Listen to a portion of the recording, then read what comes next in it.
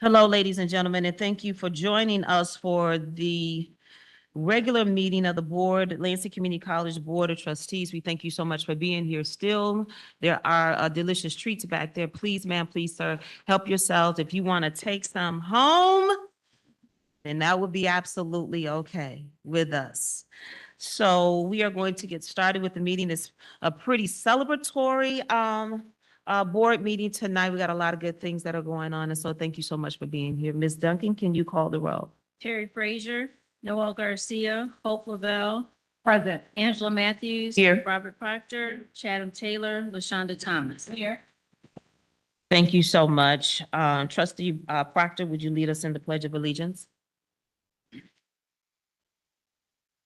I pledge allegiance to the flag of the United States of America and to the republic which it stands, one nation, under God, indivisible, with liberty and justice for all.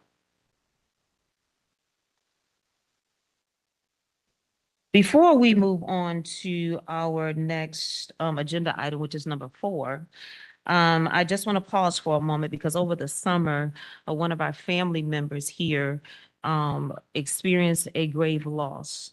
And I just want us to take a moment of silence to render our hearts and our thoughts for our chief and his family. And then also there are others that have had some experiences over the summer. And so if we could just give a moment of silence and just lift them up in our thoughts and in our hearts, that would be greatly appreciated.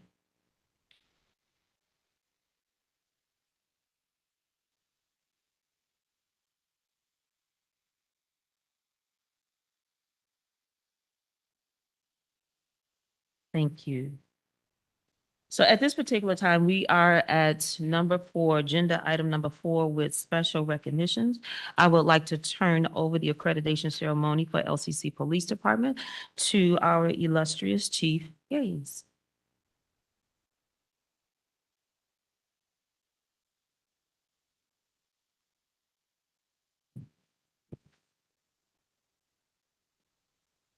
Well, good evening, and thank you for the opportunity to be here to honor and recognize your fine police department. My name is Ron Wiles. I'm the Executive Director with the Michigan Association Chiefs of Police.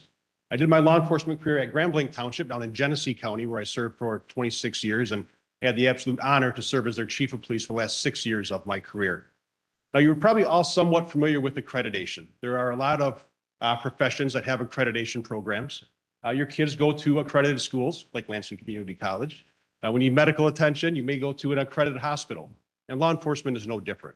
Accreditation is a progressive, time-proven way for law enforcement agencies to improve their performance and level of service.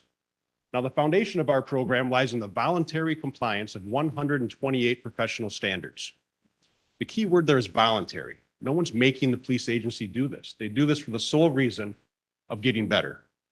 I can tell you that accreditation is a significant professional accomplishment. It's an accomplishment that demonstrates this agency's commitment to professionalism and excellence. I can also tell you that we just don't give out these awards. These awards are earned. It takes a great deal of work. In Michigan, there are 573 police agencies. To date, 95 agencies have successfully completed the accreditation process. It's a distinction that separates your police department from other agencies across the state. Let me put that another way for you.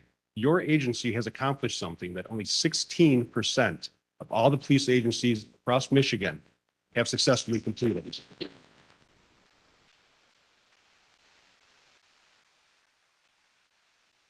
You should be very proud of this accomplishment and know that your agency will continue to serve with the integrity, pride, and purpose that is not only expected here at Lansing Community College, but deserved.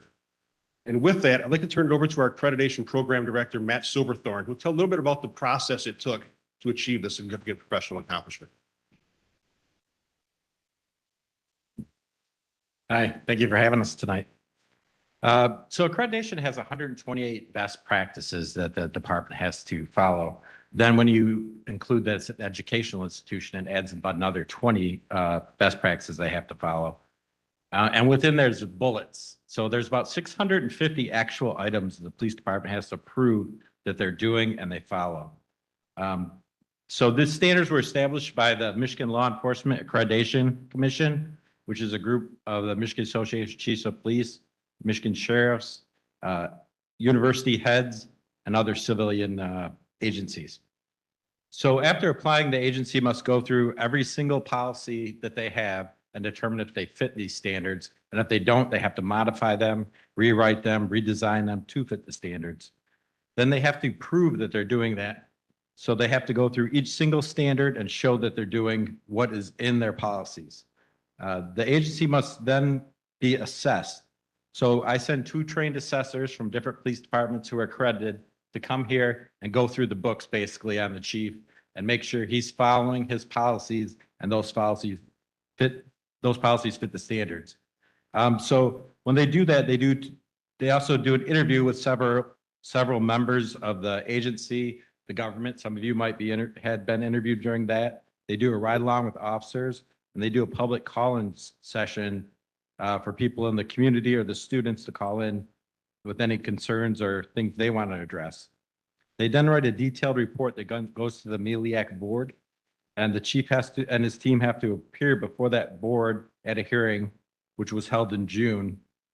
The board votes on whether they become accredited at that hearing after asking questions related to the report. We had to put it off a little bit till you guys are back in session to give them the actual award, but it did occur back in June. So the Lansing Community Police Department did meet all the standards and was given accreditation. Congratulations to Chief Darrell Gaines and his team. And Director Wild.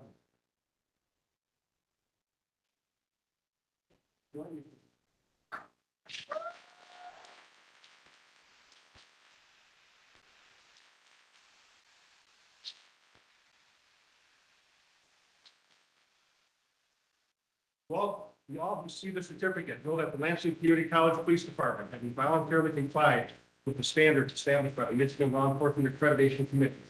Being essential for the delivery of professional police services and the protection of their community, is hereby awarded the certificate of accreditation effective this first day of July, the year 2025, with for a term of 3 years. Please congratulations on that.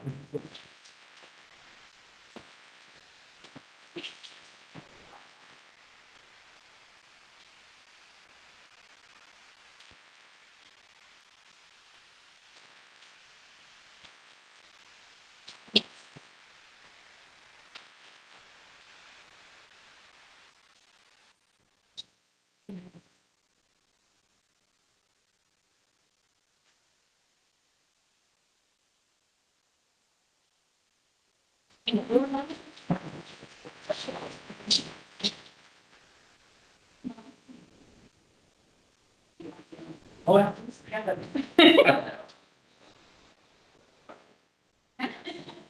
go behind. That's cool.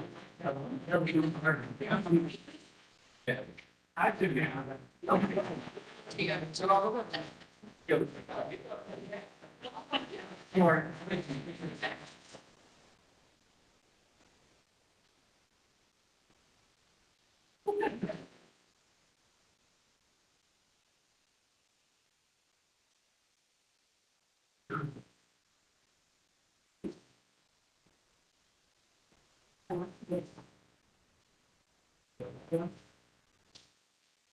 Thank you.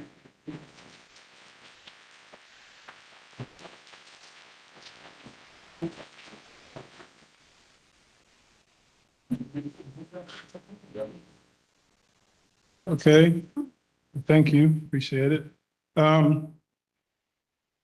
So real quick, let me just start by thanking Ron Wiles and Matthew Silverthorne and the Michigan Law Enforcement Accreditation Commission. You guys put together a tremendous program. You know, when I first got here, to LCC, one of our primary missions was to try to modernize and professionalize the department. And so we had taken some steps, early on through the first, couple of years that I was here. I think we made some pretty good progress, but then once we got involved in the accreditation process, I can see that there was still a whole lot more to do. So it's long, it's challenging, it's tedious, but it's good. It's made us better, and it's taught us a lot. We spent a lot of hours locked in the room, pounding away at this thing. Yeah, I mean, there were some days where we kind of went at each other, but ultimately we came together and we got it done. So obviously we couldn't have done this without our accreditation consultant from Rossville Group, Pat. You were awesome. You were tremendous. Thank you. Pat, I have a new appreciation for Pat because I'm sure that we were not the only people that he was working with, but we would call him at all hours with all kinds of crazy questions. And Pat does have a regular job aside from helping us. So I'm sure, every time he saw my phone, my number come up on the caller ID. I don't know if you smiled or if you were like, good Lord, it's him again. But thank you. Thank you so much. Dr. Robinson, President Robinson, Dr. Celine Samuel, Chris McCursey, Board, Chair Matthews, thank you for being patient with us, supporting us. You guys always support us. And since I got here, you guys have pretty much supported everything I tried to do. So especially through this process, like I said, it was long and it was challenging. I know we wanted to get it done, but I just appreciate you guys bearing with us and giving us the space to do what we had to do to get this done. So thank you guys. And then lastly, from the team, obviously I could not do it without these guys, Deputy Chief Davis, Sergeant Maldonado, Krista DeRosa, who's my DM. I mean, so many days, just 8 and 9 hour sessions locked in a room trying to get this done. So these guys know intimately what we went through, and I appreciate you guys, even my officers. I appreciate them. Thank you. Yeah, they're awesome. And then lastly, I would just say thank you to my team in general. Obviously, we can put things in place and we can implement new policies, but if the officers aren't carrying them out, it does us no good. So we have a great team of officers, and just very appreciative of the whole team. So thank you. Appreciate it. Thank you.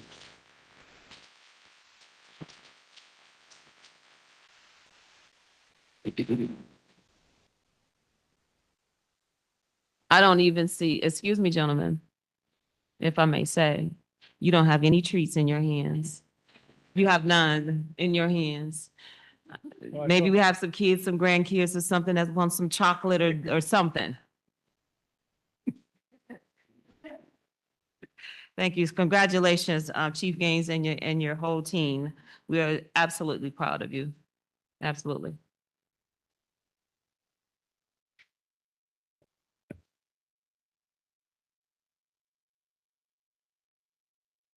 We have another part of special recognitions tonight. And number B for the Lifesaver recognition. This is a great time to do this because since LCC's founding in 1957, our Hispanic community has played a vital role in shaping the college's mission and the values. As we commemorate this month, the Hispanic Heritage Month, we celebrate the opportunity to honor the rich culture, powerful advocacy, vibrant art, beloved traditional and popular foods, music, and lasting influence during this month that it has on our daily lives. And we just want our students and our staff and everyone to know that we are here. We appreciate you. We appreciate what you bring to the college. You belong here. And we just want to let you know that. So we celebrate Hispanic Heritage Month in all of its facets and capacities.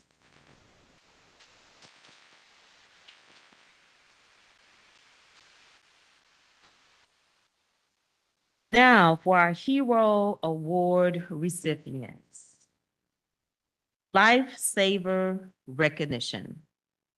We have 2 of our finalists that are here with us this evening, and it is an honor to be able to recognize them and also to be able to award them for their work.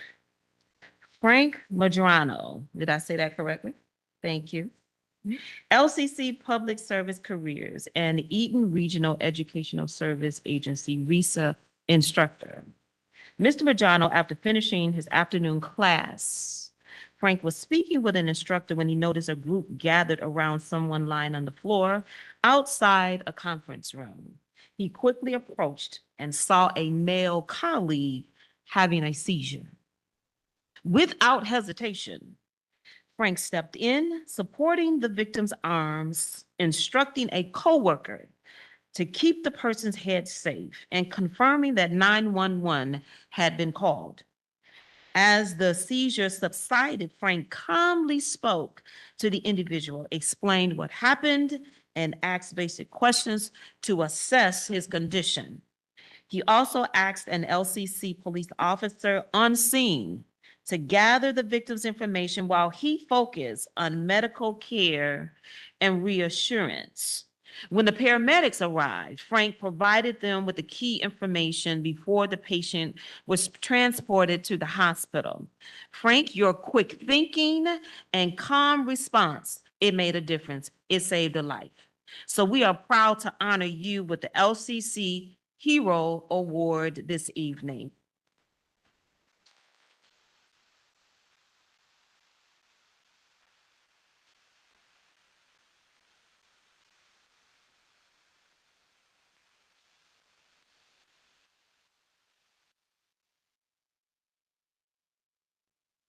This is Kenny, so I'm gonna let you go.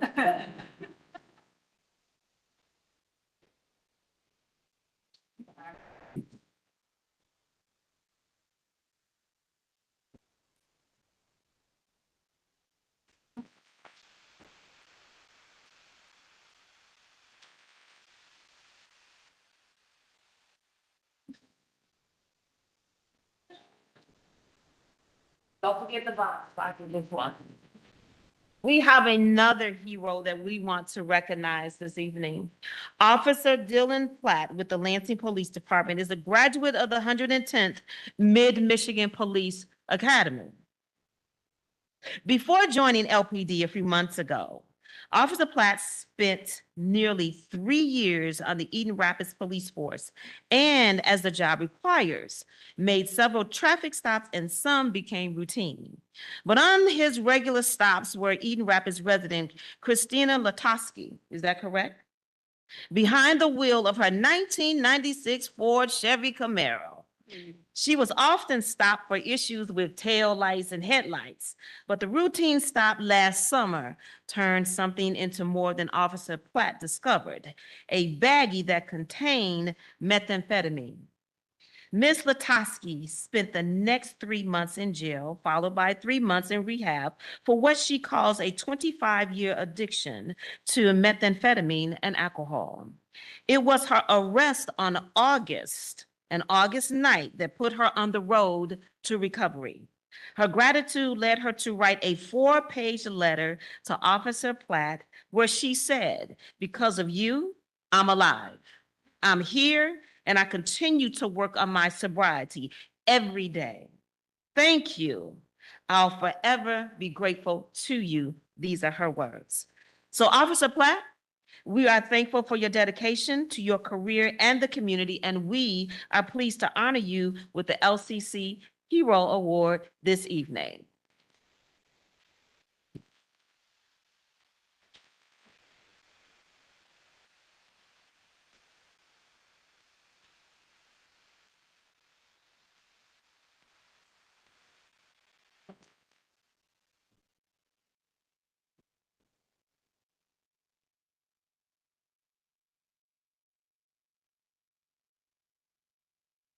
Now, here's what we're gonna do. I'm all strict, but it's okay. I do the problem. Hello. We're going to be able to take pictures with the family members that are here. And then if you would allow us to have a board, we would like to we'll do the family members first. Okay. So let's both do together. Then your family members individually, and then you will take pictures with them. And so that's both of you together.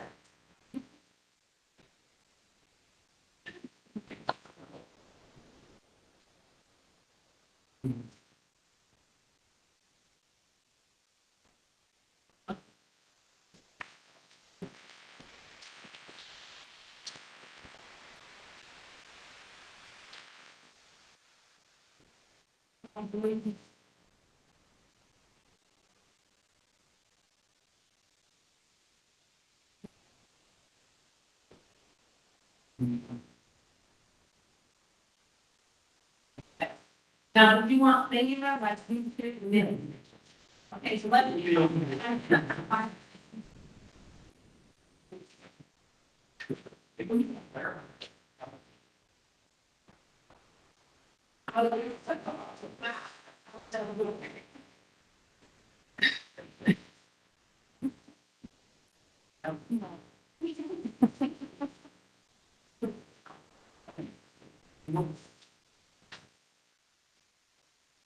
Okay, now, board members, can we just gather around?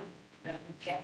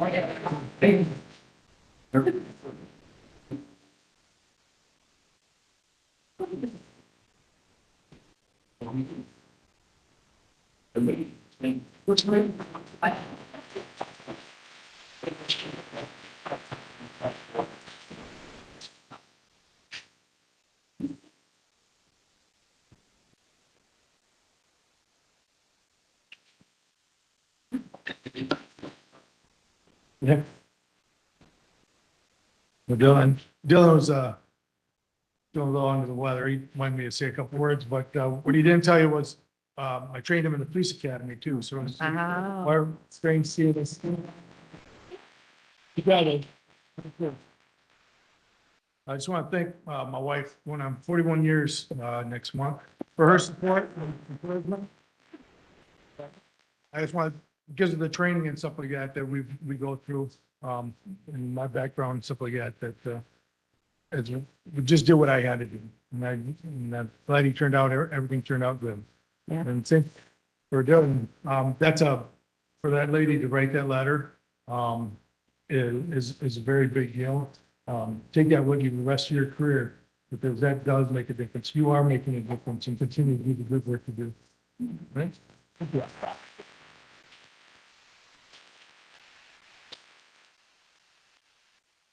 Bear with us, everyone, for the celebrations tonight.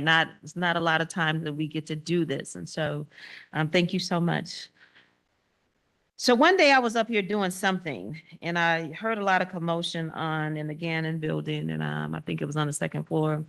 And I saw a group of young men, and they were, speaking about a championship that they had won.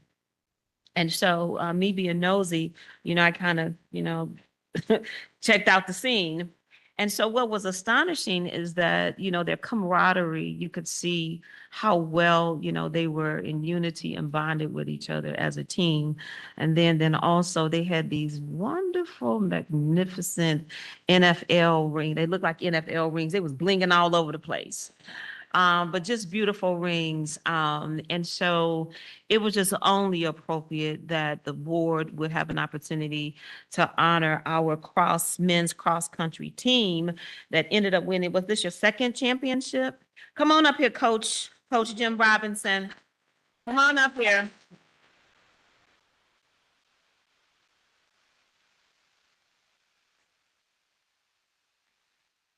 And tell us about these awesome young men. However you want to do it, Coach, I'm gonna let you have the floor. However you want to do it. Okay. Okay. Coach, if you could use a microphone, the folks on Webex would be able to hear you. Thank you. You can tell your coach, you just come up here taking over everything. Well, first, let me thank President Robinson and our esteemed board and my Dean Miller, and our athletic director, Greg Laddick. I also should thank the Case Credit Union that were the sponsors of these rings. Hold these rings up.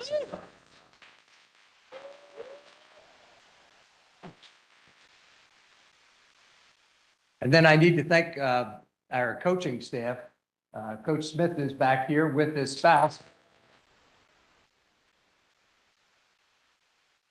Without the spouses allowing us to do this, we wouldn't be able to. So thank you to your spouse and to my spouse. Our other coach, Coach Carter, his dog got into something the dog shouldn't have gotten into, and he's at the vet right now. So hopefully his dog is doing okay.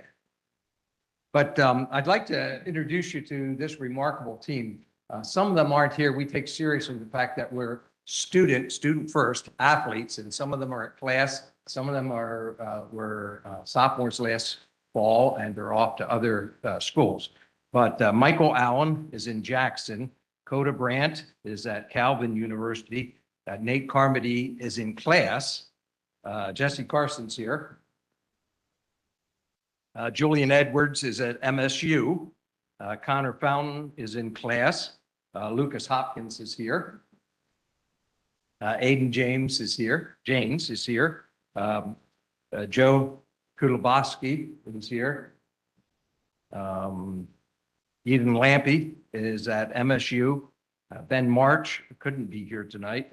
Cameron Pierce is at MSU. Thomas Rampy is at Aquinas College. Wade Schmitz is here. And Matthew Schraben is in class. Joey Schwint is here. And Jackson Sinacropi is here. And then Logan Zahn, who was our top finisher, 8th in the nation, is also here. I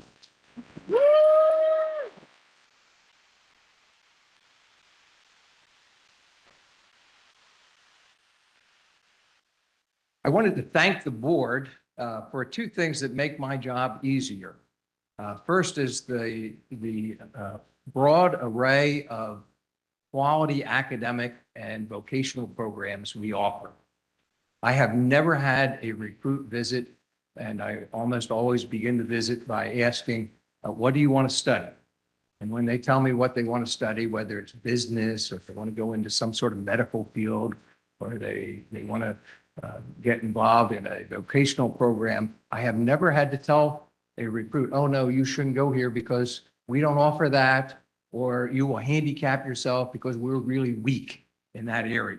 So thank you for the academic and vocational opportunities that LCC provides. The other thing that makes my job easy in recruiting quality student athletes is our beautiful campus. Quite often, recruits will be visiting with parents who went here years ago, and they're astounded. They're like, whoa, this isn't the LCC I went to. And we just have such a beautiful campus, from the artwork to the landscaping to the renovated buildings. And again, it makes this an attractive opportunity choice for recruited runners. And if I can indulge you for a few moments, I just want to give you a little background on this team.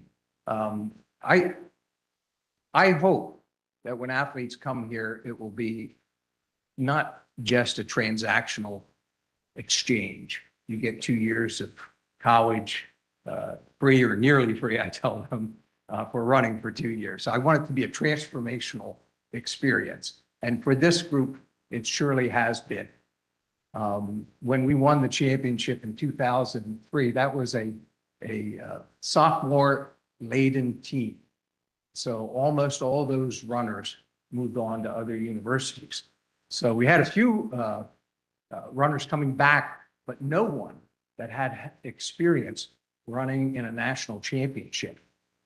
So this group of mostly freshmen, because we preach excellence in everything you do, took as their goal winning a national championship, even though none of them had any experience even running at a national championship.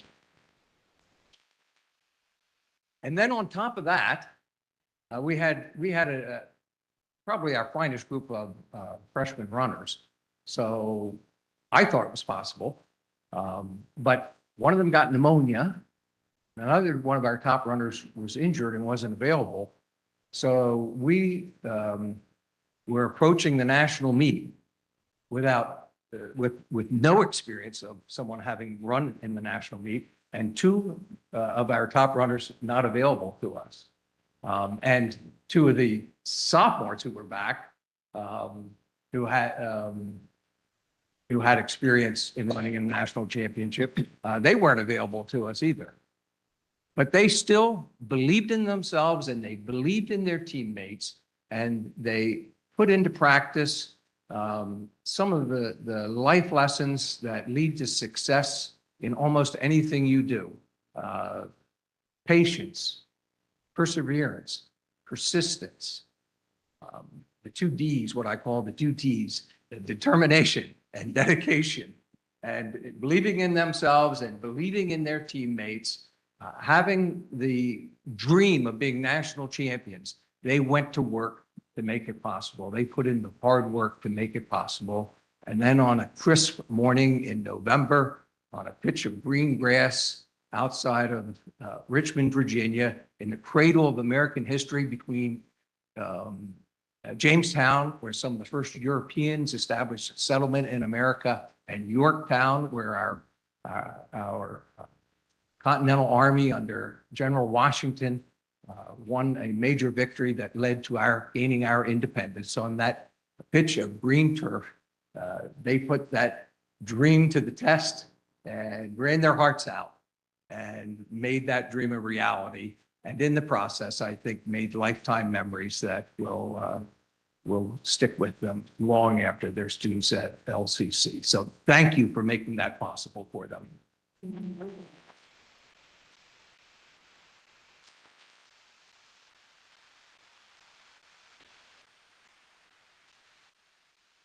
Just indulge us for just a couple more minutes. I promise we're going to be through. So this is what, I'm sorry, Kevin, I'm kind of taking the lead tonight with photographs.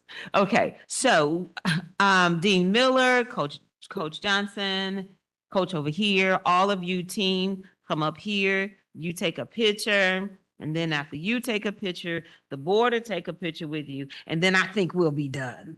Okay, I think we'll be done with the celebration.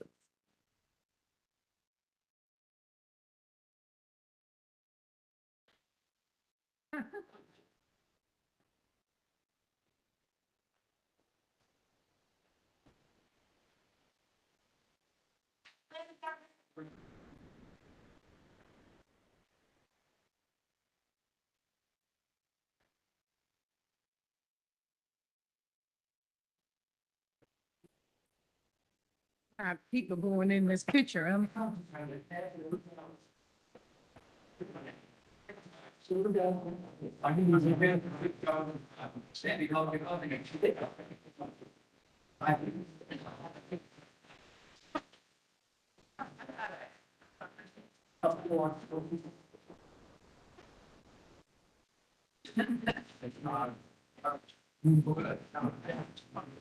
Yeah.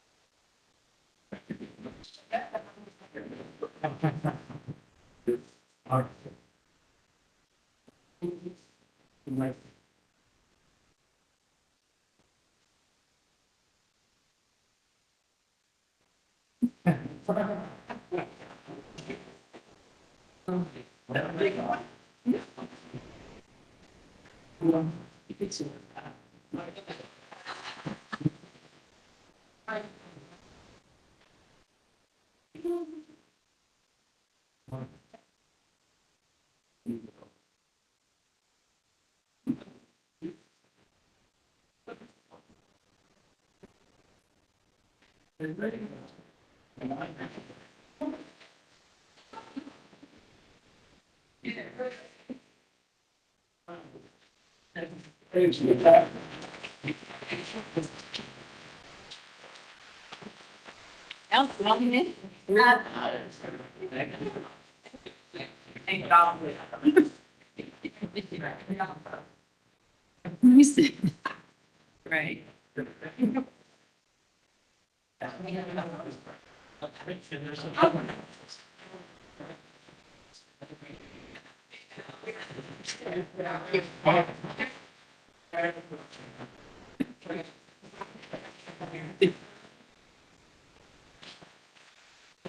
Be quiet. Back over there.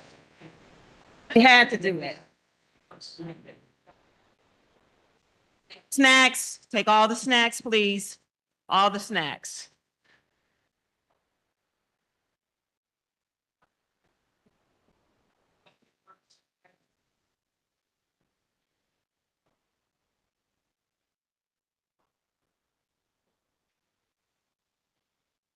All right, thank you, everyone.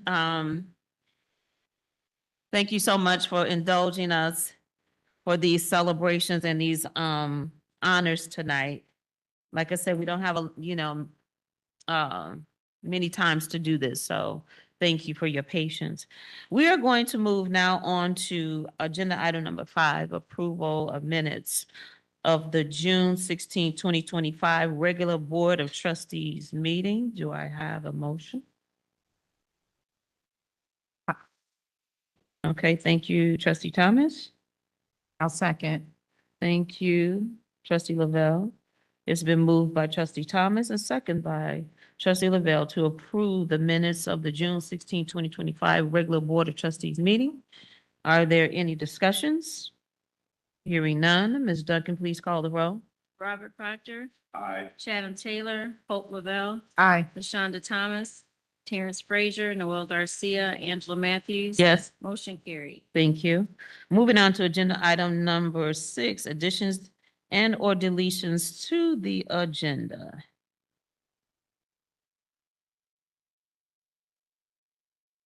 Nothing from the audience? Nothing from the board? All right. We're going to move on to limited public comment regarding agenda items. You will have 3 minutes. Please, ma'am, please, sir. Patrick, do we have anyone signed up? Okay, Ms. Duncan? No, ma'am. Thank you. Moving on to agenda item number 8, President's Report. Dr. Robinson? Chair Matthews, good evening, trustees. Good evening. Welcome back. There are a few of you that I could greet you all individually. Trustee Proctor, Trustee Thomas, Trustee Lavelle. It's good to see you this evening. And Chair Matthews, before I get into the President's Report, thank you for all the recognition. We had a lot of recognition pent up over the summer.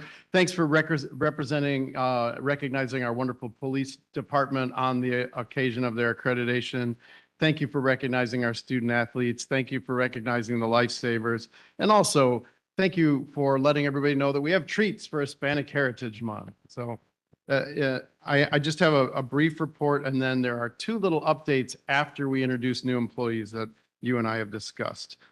We had a productive summer and saw many of you at the excellent MCCA Summer Institute. I do want to quickly highlight the written report. We continue to be really proud of the President's Report, the written President's Report. Just very quickly on page 6, trustees, you'll see that for 14 consecutive years, we've earned the Government Finance Officers Association recognition on our public financial reporting. On page 12, there is a nice spread about the retirement of our former colleague, Bo Garcia. We're sad to see Bo go. He made such an important impact on Lansing Community College. On page 17, there are a couple of great community engagement examples. For example, our dental hygiene students represented LCC at the Juneteenth Health Fair. There's a photograph of that. And our wonderful LCC welding program was represented at Scrap Fest in Old Town. That's on page 17. And finally, trustees, on page 30, we track our social media metrics. and we have great benchmarks from other colleges. We continue to dominate on Facebook, far and away, but we do need to catch up with Grand Rapids Community College on Instagram, and we need to catch up with Macomb Community College on LinkedIn, but we track all of those. Next, Patrick, if I don't have that's okay. If you can follow along with me, the next one is the slide about Bonita. So trustees, I know you're aware of this. We are really proud of the fact that Bonita Duncan has been named as the 2025 ACCT Central Region Professional Board Staff Member Award winner.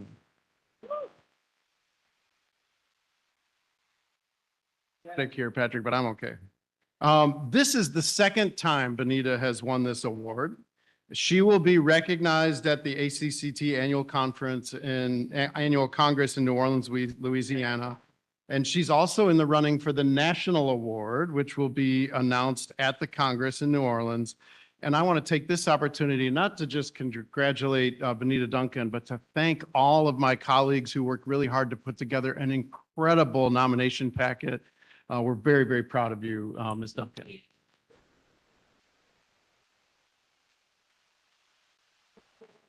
This can be brief because there's not much to say. I'm calling this a non-update on the state budget. There's still no progress on budget negotiations between the governor, the Senate, and the House.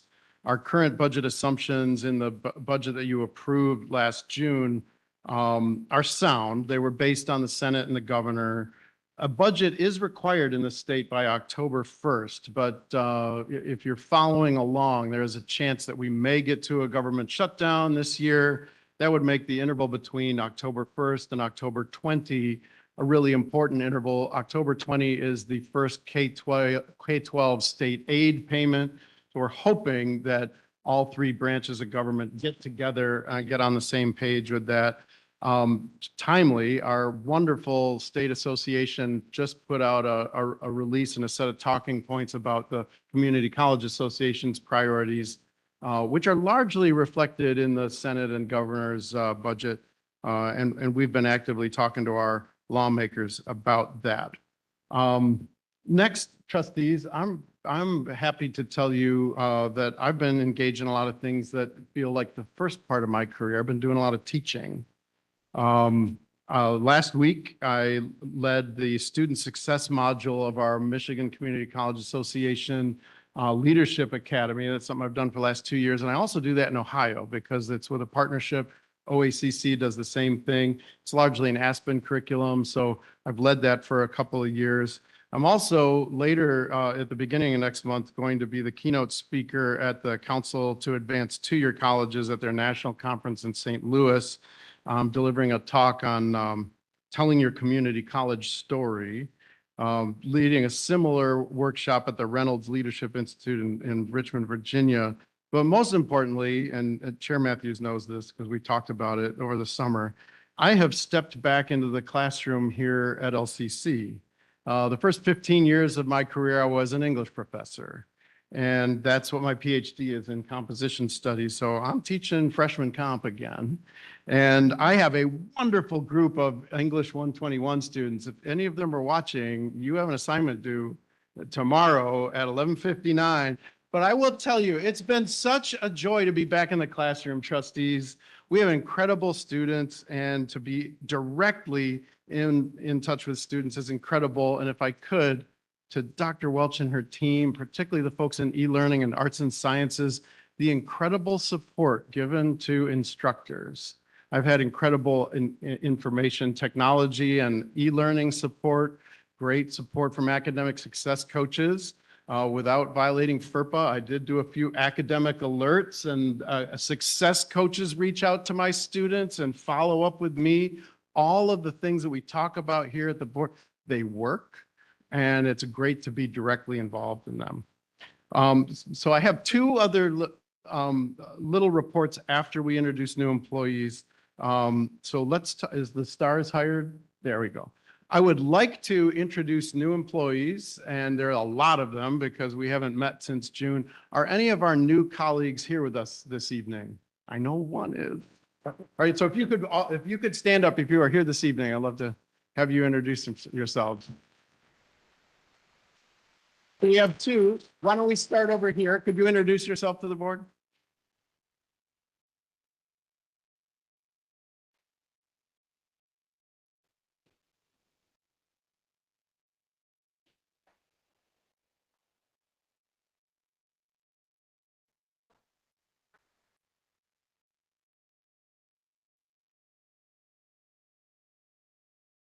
Welcome, Genevieve.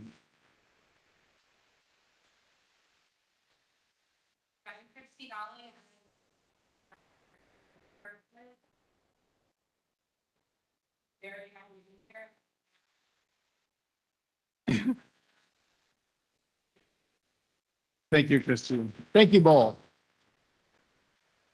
A few years ago, trustees love putting a face to a name, and thank you for being here this evening, and welcome to all our new colleagues. Quickly, at the chair's request, I would like to have Lee Gardner come to the podium. Chair Matthews and I attended a very moving graduation ceremony for completers in the Job Training Center. So Lee, if you could share some of those wonderful numbers that you shared with us. We had a wonderful night and we were so proud of your graduates. Yes, thank you. Chair Matthews, President Robinson and the board, good evening, and thank you for a few moments to give an update on the program. As Dr. Robinson mentioned, we had a graduation at the beginning of September for our completers of the MEDC TAT, that's Talent Action Team Grant, and that was for the first 6 months of the program. Just to remind you of what that program is, we received a little over $250,000 to run advanced manufacturing boot camps for underserved community members. You'll have to excuse me, my voice is a little iffy today. But that specifically was to help incarcerated individuals, released citizens, non-native speakers, as well as other underserved populations. And we ran 2 specific boot camps. That was for electrical controls technician to help people get entry-level maintenance technician positions, and then also modern warehousing to help people get entry-level material handler positions. So that was a 3-week and a 7-week program respectively. We finished our first 6 months recently, and that's what led to our celebration event that Chair Matthews and Dr. Robinson attended. It was a very moving evening. To give you an update on those numbers from the first 6 months. We ran about 5 cohorts during that time period, and we had 64 completers earn at least one industry recognized credential. And that is a rather high success rate. I don't know the exact number, but I would say it's well over 90% of people finish the program with at least one credential. We also had 152 total credentials that were awarded. So we had some completers that got upwards of a dozen credentials in the industry. Some of them actually spoke. Yes. Some of them actually spoke. We've got Holly Riley and Honey Anderson right up there in the photo. They are 2 of them. And then none of that even includes the 392 Ingham County inmates that participated in self-paced programming that was also a part of this grant. Some of those inmates upon release joined us for an in-person modern warehousing boot camp, and a couple of those individuals spoke at the program as well. So very proud of the numbers for this first 6 months, but I think the stories are even more important. Those of us that were there definitely know it means a lot to the computers. So thank you. Thank you, Lee.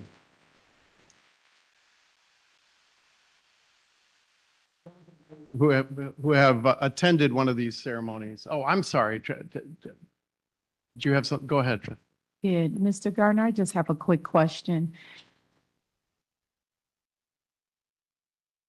Could you just real quickly speak to how do students find out about this program? Do we have referral partners that we work with, or how does that look? Yeah, absolutely, we do. One of them would be Capital Area Michigan Works. So every time we're running a program, they know about it and they will refer anybody. But we also work directly with Ingham County Jail and with probation officers in the area. So if they know somebody that they think would be a good fit, we get them on a wait list and we talk to them about their potential. And none of that even includes some of the schools in our area. We're doing this currently for GED and high school completers. So we're working with the Lansing School District, but yes, lots of partners in the community. Thank you. Yeah. Thank you. Appreciate it. And for those of you who did not have an opportunity to be there, I know some of our colleagues were there. Chris McCursey was there. If you've been at one of these where the chair has given a speech, you know what I'm talking about. Chair gave a speech. Very, very moving to the graduates. You made a big difference to the folks who received their certifications that evening. So finally, Chair Matthews, again, I want to refer to a presentation that you and I have described. At the end of last year, Chair Matthews let me know that trustees had questions about the credential review process at LCC, particularly the way we evaluate the current nature of our programs, whether they meet workforce needs, how we introduce new programs, how we sunset credentials that no longer deliver labor market outcomes or transfer to university. LCC actually has a very robust process for the review of academic credentials. We've been using the same process for more than 10 years. And I've asked Dr. Welch to create a very brief presentation on that process and provide an overview for the board. So Dr. Welch, if you could come forward and talk about LCC's long-standing process of evaluating academic programs and particularly discontinuing credentials.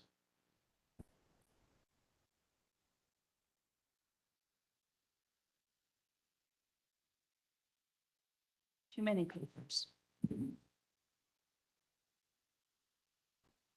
So good evening, Board of Trustees, Dr. Robinson, Ms. Benita Duncan. Tonight I'll be talking about the credential history and the process to discontinue or approve credentials. And before I talk about the process, I want to make sure that we understand two really important terms. So the terms are program and credential. A program is a collection of courses, faculty, degrees, and certificates, whereas a credential is just degrees or certificates. And those distinctions are very important when we talk about a historical event versus how we handle things now. Sorry, I gotta go back. What's important about a credential is what Dr. Robinson talks about all the time, which is we want to promote social mobility for our students and for our family. That's done through a credentialing process, either getting a degree or certificate. The other is economic mobility for the communities. So every degree that we have helps to support our community and helps provide economic development. The other thing that we want to make sure that we pay attention to with our credentials is, does our credential help with transfer to a university or college, or does it help the student to get a job in the workforce? So now let me go backwards before I go forward. And I want to talk about what happened back in 2010, 2011. And before I start that, I want to make sure that you understand that HLC expects us to review our credentials, so our programs and certificates, often, and review them for relevancy and to make sure that we're meeting the students' intent of their educational goals. So that's very important work that we do. So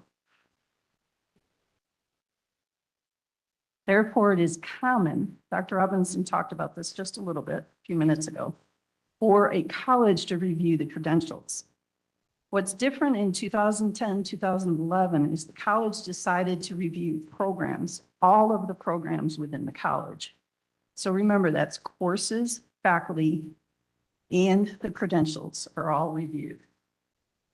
And they started that process in the fall of 2010, where they developed what's called a program analysis. They implemented the program analysis in the spring of 2011. That program analysis had two phases. The first phase looked at a number of different metrics. If you passed that metrics or if you got a high score, the process stopped for your program. If you got a low score compared to the other programs, you went through a second analysis. And based on the second analysis, the college would make recommendations to the Board of Trustees. What was interesting in this process is in February and March, the public comment for this process lasted a long time. So those of you that were here, there are 3 or 4 hours, both in February and March, of public comment regarding these topics. And it was support for the programs, it was support for the faculty. In May, the board reviewed the recommendations from the college and determined to approve those recommendations. And that's where we lost programs, or they were eliminated, and 28 credentials went away. So faculty were let go, and then certificates and degrees were eliminated based on the approval of the recommendation of the colleges from the college. Since that time, the board has not voted on eliminating any additional programs, credentials, certificates, or degrees. Per the Montague contract, the process stops with the college, and I am the final decision maker for the process. So what I want to do is talk really quickly about 2 ways that we eliminate or start programs, and then 2 ways that we do that process Dr. Robinson talked about in the beginning, where we make sure that our programs are relevant and meet the intended needs for our students. So there's a new credential development process, a new program of study process that goes through the curriculum committee. It starts with the faculty, and it goes through a number of checks and balances through the process. And I'm going to show you that in the next slide. The discontinuation or elimination of a credential goes through the same process. So it starts with the faculty, goes all the way to the provost at the end.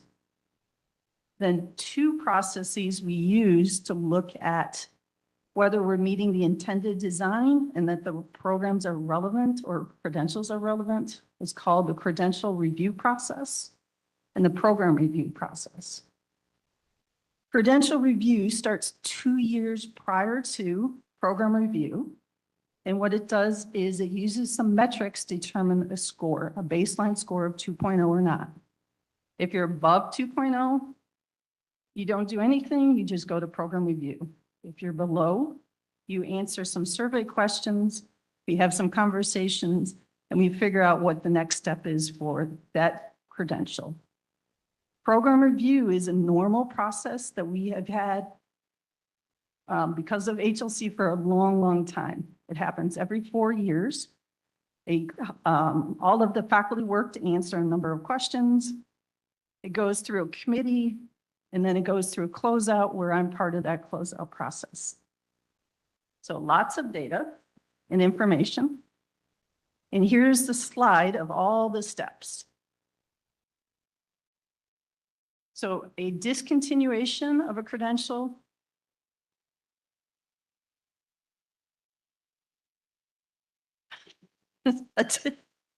Okay, a discontinuation of a credential or the start of a credential goes through the exact same process. And you can see there are a number of checks and balances for this process. And at the end, it ends with me or the provost. So hopefully this helps the board understand at a very high level the process that we go through, how rigorous it is, and that we've been doing it for a number of years. And if it's helpful to the board, we're happy to present a 1-pager every year of all the programs that were either started or discontinued. We can do that in April or May when our process is done. Dr. Wood, if I could, Chair Matthews, I'd just like to give one capstone comment and then see if trustees have questions. So Chair Matthews let me know that there had been questions about this process, and we've so I really wanted to have the provost give an historical overview. And I also want to thank Benita Duncan for supplying the provost and the team with a lot of the transactional information going back more than a decade.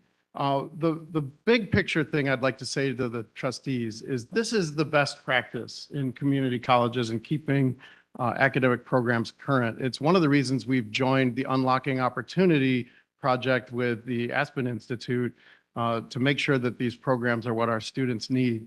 If you've been here for a long time and you remember a packed boardroom with angry people taking up hours of public comment, that's because our predecessors had to do a lot of difficult analysis all at once and change 28 programs.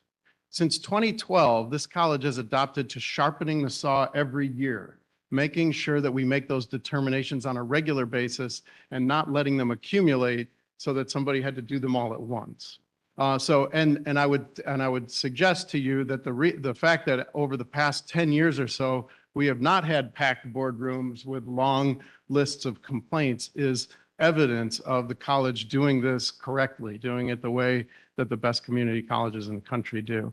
So I know that Provost Welch went through that very quickly, but Chair Matthews, I know you said trustees had questions. I wonder if folks have questions about credential review, particularly about discontinuing credentials. Trustee Lavelle.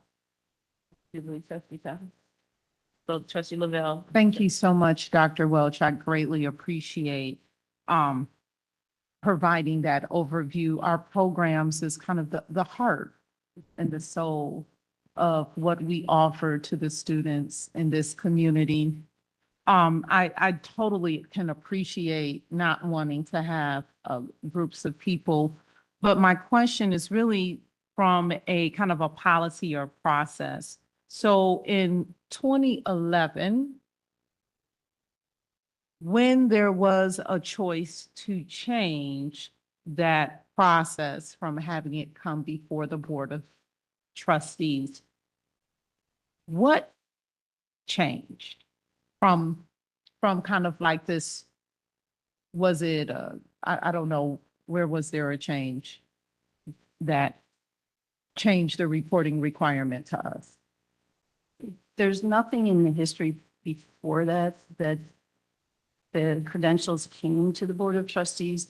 Because we were eliminating programs and faculty members, it was a big deal.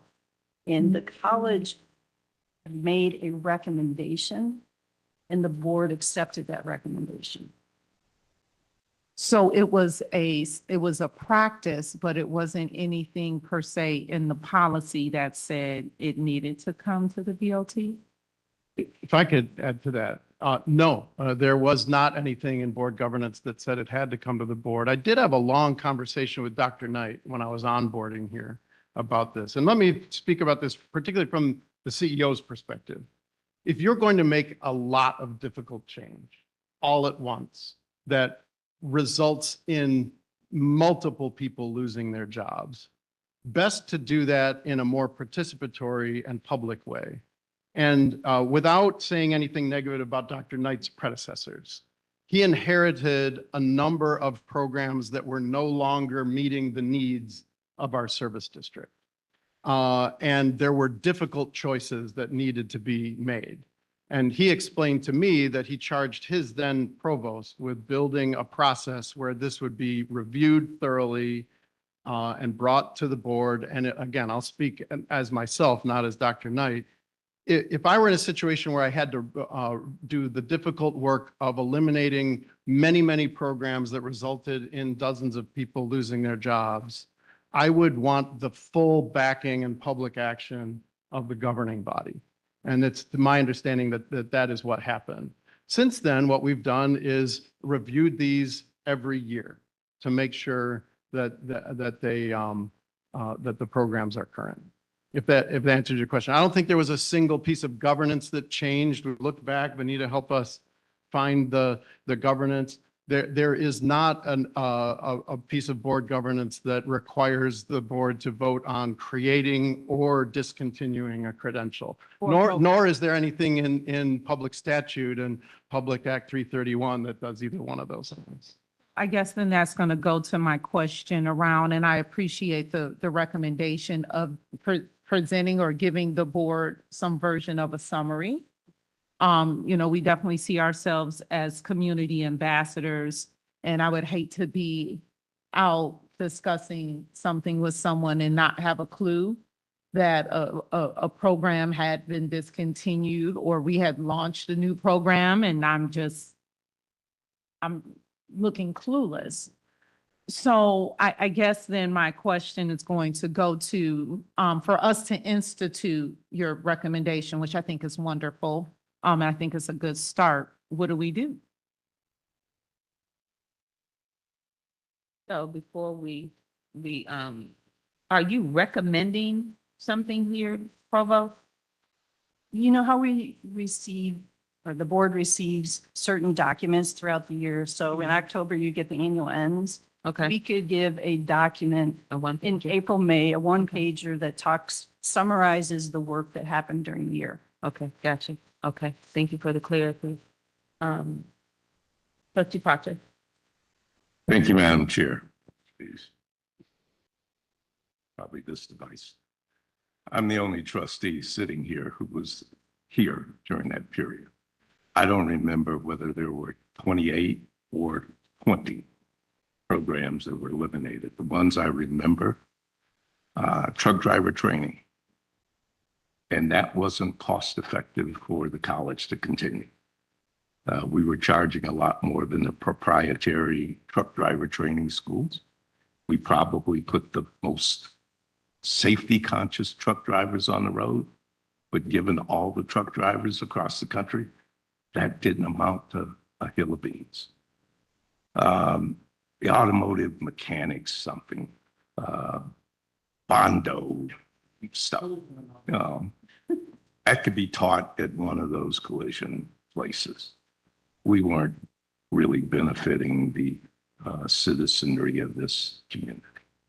And that's only 2 of the 28. I don't remember the others. As I listened to you, Madam Provost, said, somebody's been tapping my phone because this is a discussion I've been having in the policy committee about what we do, because my read of the Community College Act says that the board, and I believe the term is may, approve the creation, or it uses the term establishment of programs. And when we started talking about eliminating them, my segue is if we approve the establishment, inferentially, we approve the discontinuation of the program. I know that's not the way the administration sees it. So I've been drafting language away from the college about what we'll submit as a policy committee to the board and to the administration that deals with this area. I think what you laid out, I have no problems with. It's who exercises final authority about what we're going to teach and what we're going to discontinue teaching. So that's where I am on this. Madam Provost, you and I'll have some further dialogue, I am sure, as well as Dr. Robinson. I will have some further dialogue on this, because I've got some language already crafted. The only one who knows about it is Ms. Duncan. Could I just quickly, Chair Matthews, and if I could, thank you so much, Trustee Proctor. And if for everyone's benefit, Trustee Proctor and the Provost have had some good dialogue about this, because Trustee Proctor has been very engaged in this process for a very long time. And I think one of the main reasons that I really appreciated the chair's request that we be ready to answer questions like this is so that we as a board could have dialogue about it. Because the way our current board governance is set up is exactly what the Provost laid out. There's a process that is deliberative and inclusive, includes stakeholders, but it does end with the Provost. Thank you. I think what we're trying to say is if we could at least get just some kind of feedback, just some kind of knowledge to know that this is happening or that this has been removed or this has been added, not to get in the weeds, but to just, when we're in the community, just know a little something. Awesome. Real quick, I would concur with my colleague about your recommendation. Thank you for that, for a yearly, one pager that would at least give us knowledge of what's going on. My second question is, so you have these students who are involved in these credential programs, and then they are discontinued or eliminated. Then what happens to those credits that those students may have accumulated towards this specific program or credential that is no longer available? They've been morphed into something else. What happens to that? That is a great question. So if a credential is approved to be eliminated, it goes into the teach-out process. So say, for instance, associate's degree in chemistry. I'm a chemist, so I like to use chemistry as the example.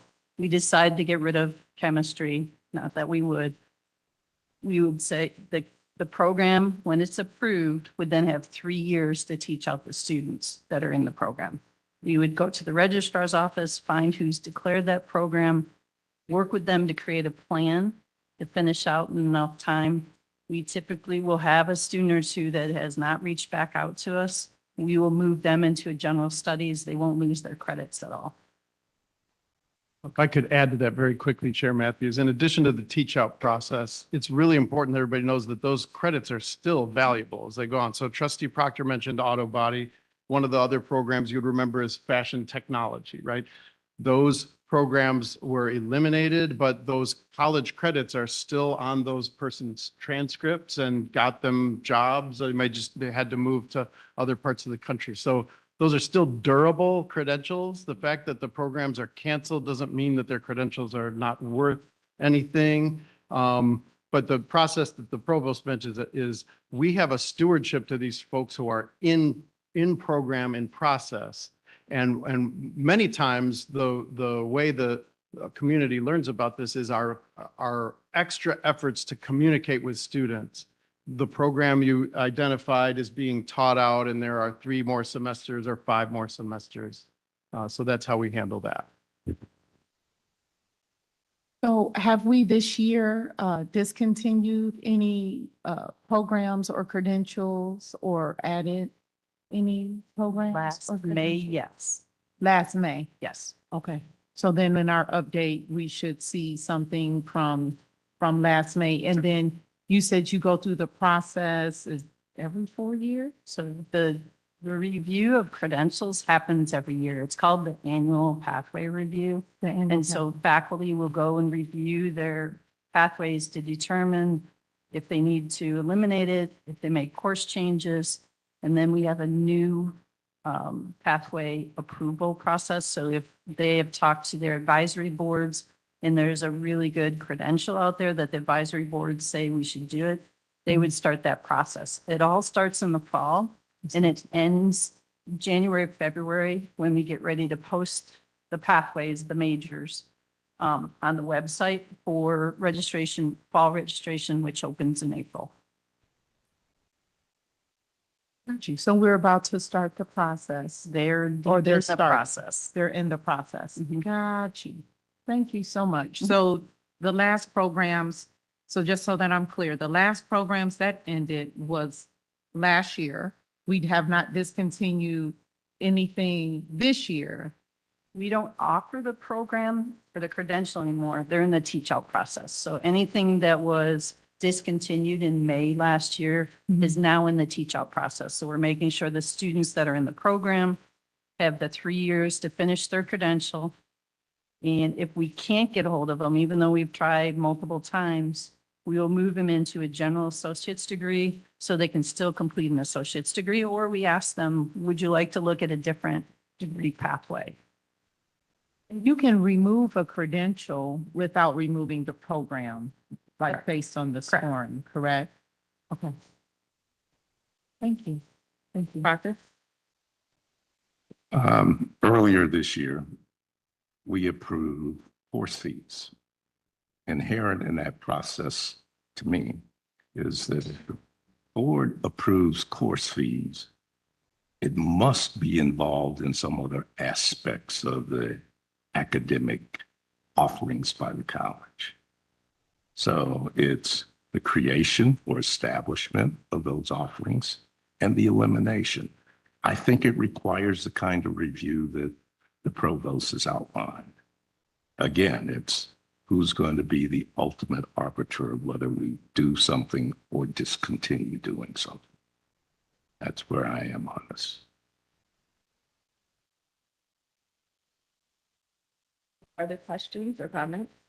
Just to thank you for the board. This is a topic that I know Trustee Proctor and I have talked about it, Chair Matthews and I have talked about it, but we've had these sporadic side conversations. It was time to have this conversation in a large group in public, rather than two people over here, two people over there. And I like a lot of the ideas that the provost has brought up about communicating this process.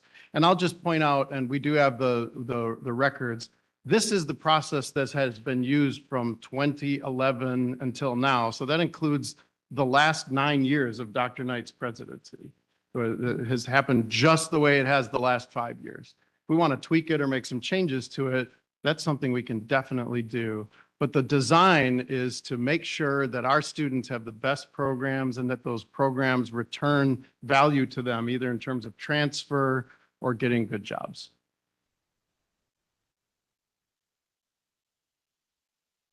Thank you, Dr. Welch. Appreciate you. Thank you for that presentation. We are moving on to consent agenda action items. And I will ask any of my colleagues, are there any consent agenda items that you would like removed for discussion? Yes, Chair Matthews, I would like to move C and D, the local strategic value resolution, as well as D, Michigan new job training agreement. And I do believe under D1. Okay, are there any others? Thank you, Chair. I would like to remove B3, transportation services.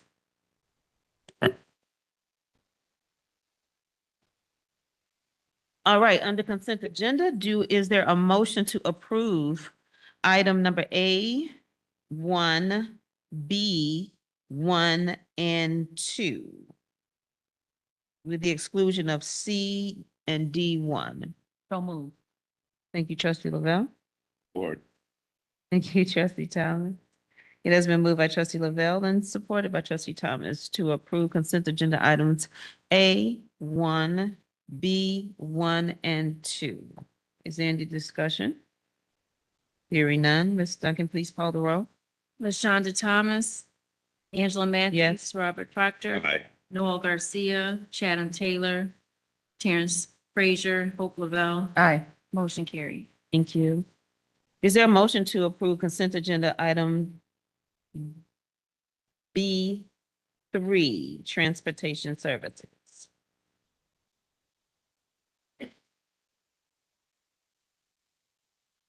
Do I have a? Madam Chair, I'd move that we approve that item. Thank you, trustee Proctor. Is there a second? So move. Thank you, trustee Lavelle. It has been moved by trustee Proctor and second by trustee Lavelle to approve consent agenda item B number 3. Discussion? Trustee Thomas? Thank you. Could someone tell me what this will include, what's all included in this? Chair Matthews, Dr. Samuel would be the appropriate person to talk to us about. We're on page 53 if you're following along in your packets. Thank you, Dr. Samuel. Yep, thank you, Dr. Robinson, and thank you for the question, trustee Thomas. So this is for transportation services for our athletic teams. So a lot of times we hear about our athletic teams going to all these competitions, and most of them are out of state. And so we do have to make sure that we engage the services of a transportation company to go ahead and get them to and fro. A lot of the meets are out of state down south, and a lot of the driving takes place overnight. So we do have buses that the employees are required to drive 12 hours, and then after that, they have to have what they call a jump driver to keep it moving. But that's what we're paying for. We're making sure that we can get all of our athletes to and fro with everything that they're doing anytime they have a team competition. So that's what that's for. Oh, Is it a yes or? I know we won't if we don't use the 924,000, but how do you come up with the amount if you don't necessarily know where the team will be going?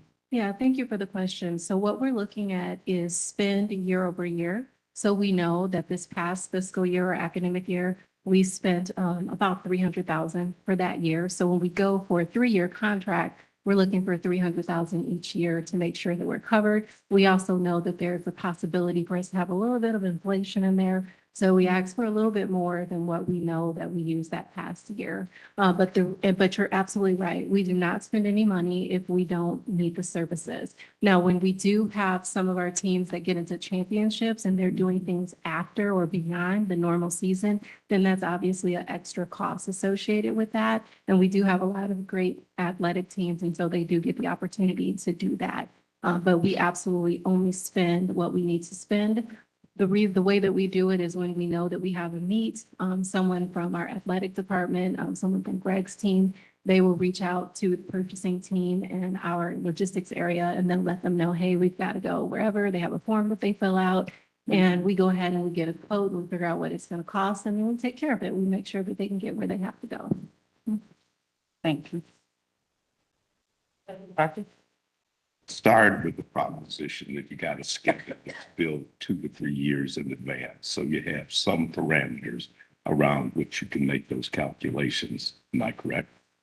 Correct. Yes, we're looking at our past usage for the past 3 years. We know that that's where we landed, somewhere between 280,000 to a little over 300,000. So we know that that's about what we spend every year on our athletic teams just for transportation. Further, seeing no further questions or comments, Ms. Duncan, would you call the roll? Hope Lavelle, Aye. Chatham Taylor, Terrence Frazier, Robert Proctor, Aye. Noel Garcia, LaShonda Thomas, Aye. Angela Matthews, Yes. motion carried. Is there a motion to approve consent agenda number C, Logic Strategic Value Resolution? So move. Bell? Thank you, trustee Thomas. It's been moved by trustee Lavelle, second by trustee Thomas to approve the consent agenda item number C, Local Strategic Value Resolution. Discussion? Trustee Lavelle? Thank you very much. So reviewing this local strategic value resolution was very informative. And it really gave me just some great insight as a trustee, as a new trustee, into all of our various programs. And so I guess my question, it comes in from the standpoint of a trustee around understanding and really getting a chance to see and understand the programs that LCC offers, and would love to just see how could we take trustees and educate us so that when it comes to governance and we're asking these questions and we're approving things, that we have a little more insight and knowledge where we get a chance to, see the program, understand what it is when we are up here asking questions. Chair Matthews, could I? Yes, trustee Lavelle, thanks. And you and I talked about this briefly prior to the board meeting. We would love an opportunity to give a more comprehensive view of programs and how they work here and how they're evaluated. This particular piece of the consent agenda is something that's connected to the state budgeting process, correct, Don? There's some required reporting on best practices. And Don, if you could, I mean, I'm happy to do it, but I think you have a more tactical look at it. We're being proactive about the budget process with this particular best practice. Could you explain that for us? Sure. Because the state has not adopted a budget for the state's fiscal year, we're kind of in limbo. Because in the past, the board has had to take action on this in September because of the deadline that the state has for it in the past. So in communicating with colleagues across the state, many of the colleges were taking the prior year format and responding to it. Now, there is the possibility that ultimately, when the state does pass a budget, there may be some minor differences between what was done in 25 and what they want now done in 26. If that's the case, then we'll bring that back to the board. But I said, we're kind of stuck in the limbo. The financial impact of this is of an annual increase in the operating appropriation. 5% of that increase is tied to the college filing this document. To the best of my knowledge, no college has never done that. Everybody has done it. It used to have a higher value in the formula. It was 15%. And some years back, 4 presidents and 4 CFOs, including myself, were on a committee to review the formula. And the decision was to lower the value of this. Basically, it's a nice piece that you're talking about in terms of what the college was doing. Great for that. But in terms of really tying that to state funding, it was kind of perfunctory, basically. So my office coordinates with the provost's office and her staff in compiling this information, taking the prior year, updating it, and then bringing it to the board. So again, if the state decides to do something a little different, then we'll be back with a revised version. Thanks, Don. So if I could, Chair Matthews, just quickly, this is a proactive measure to be in compliance with the state budget if it is approved the way it has been in past years.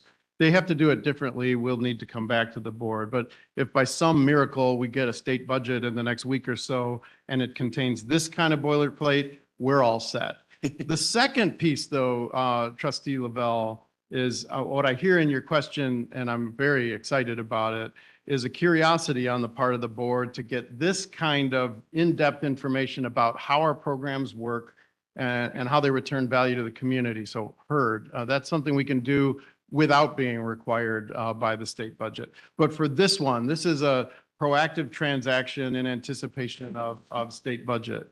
And I will tell you, I'm in pretty constant contact with the folks who are monitoring what's happening down the street on the budget. This is not one of the things I see probably some motion on. This is the kind of stuff that they will likely copy and paste into the new budget once the things they're really fighting over are settled. I hope that answers the question.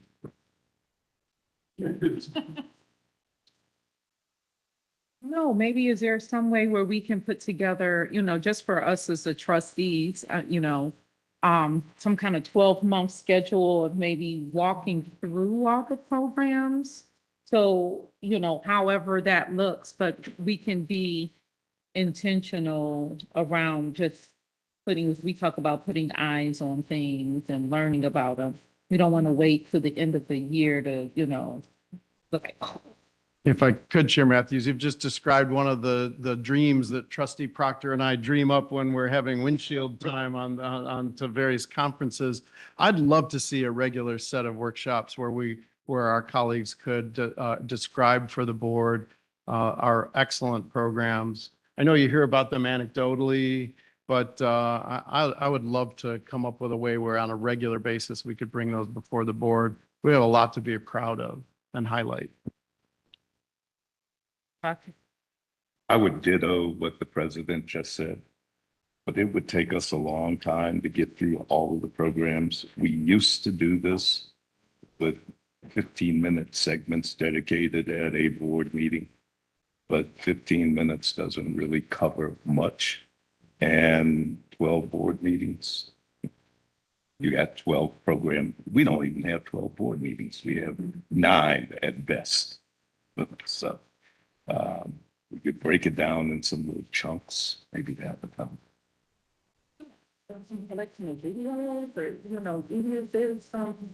Even if there's self-learning involved, I don't know if there's some way that, we can think about this offline.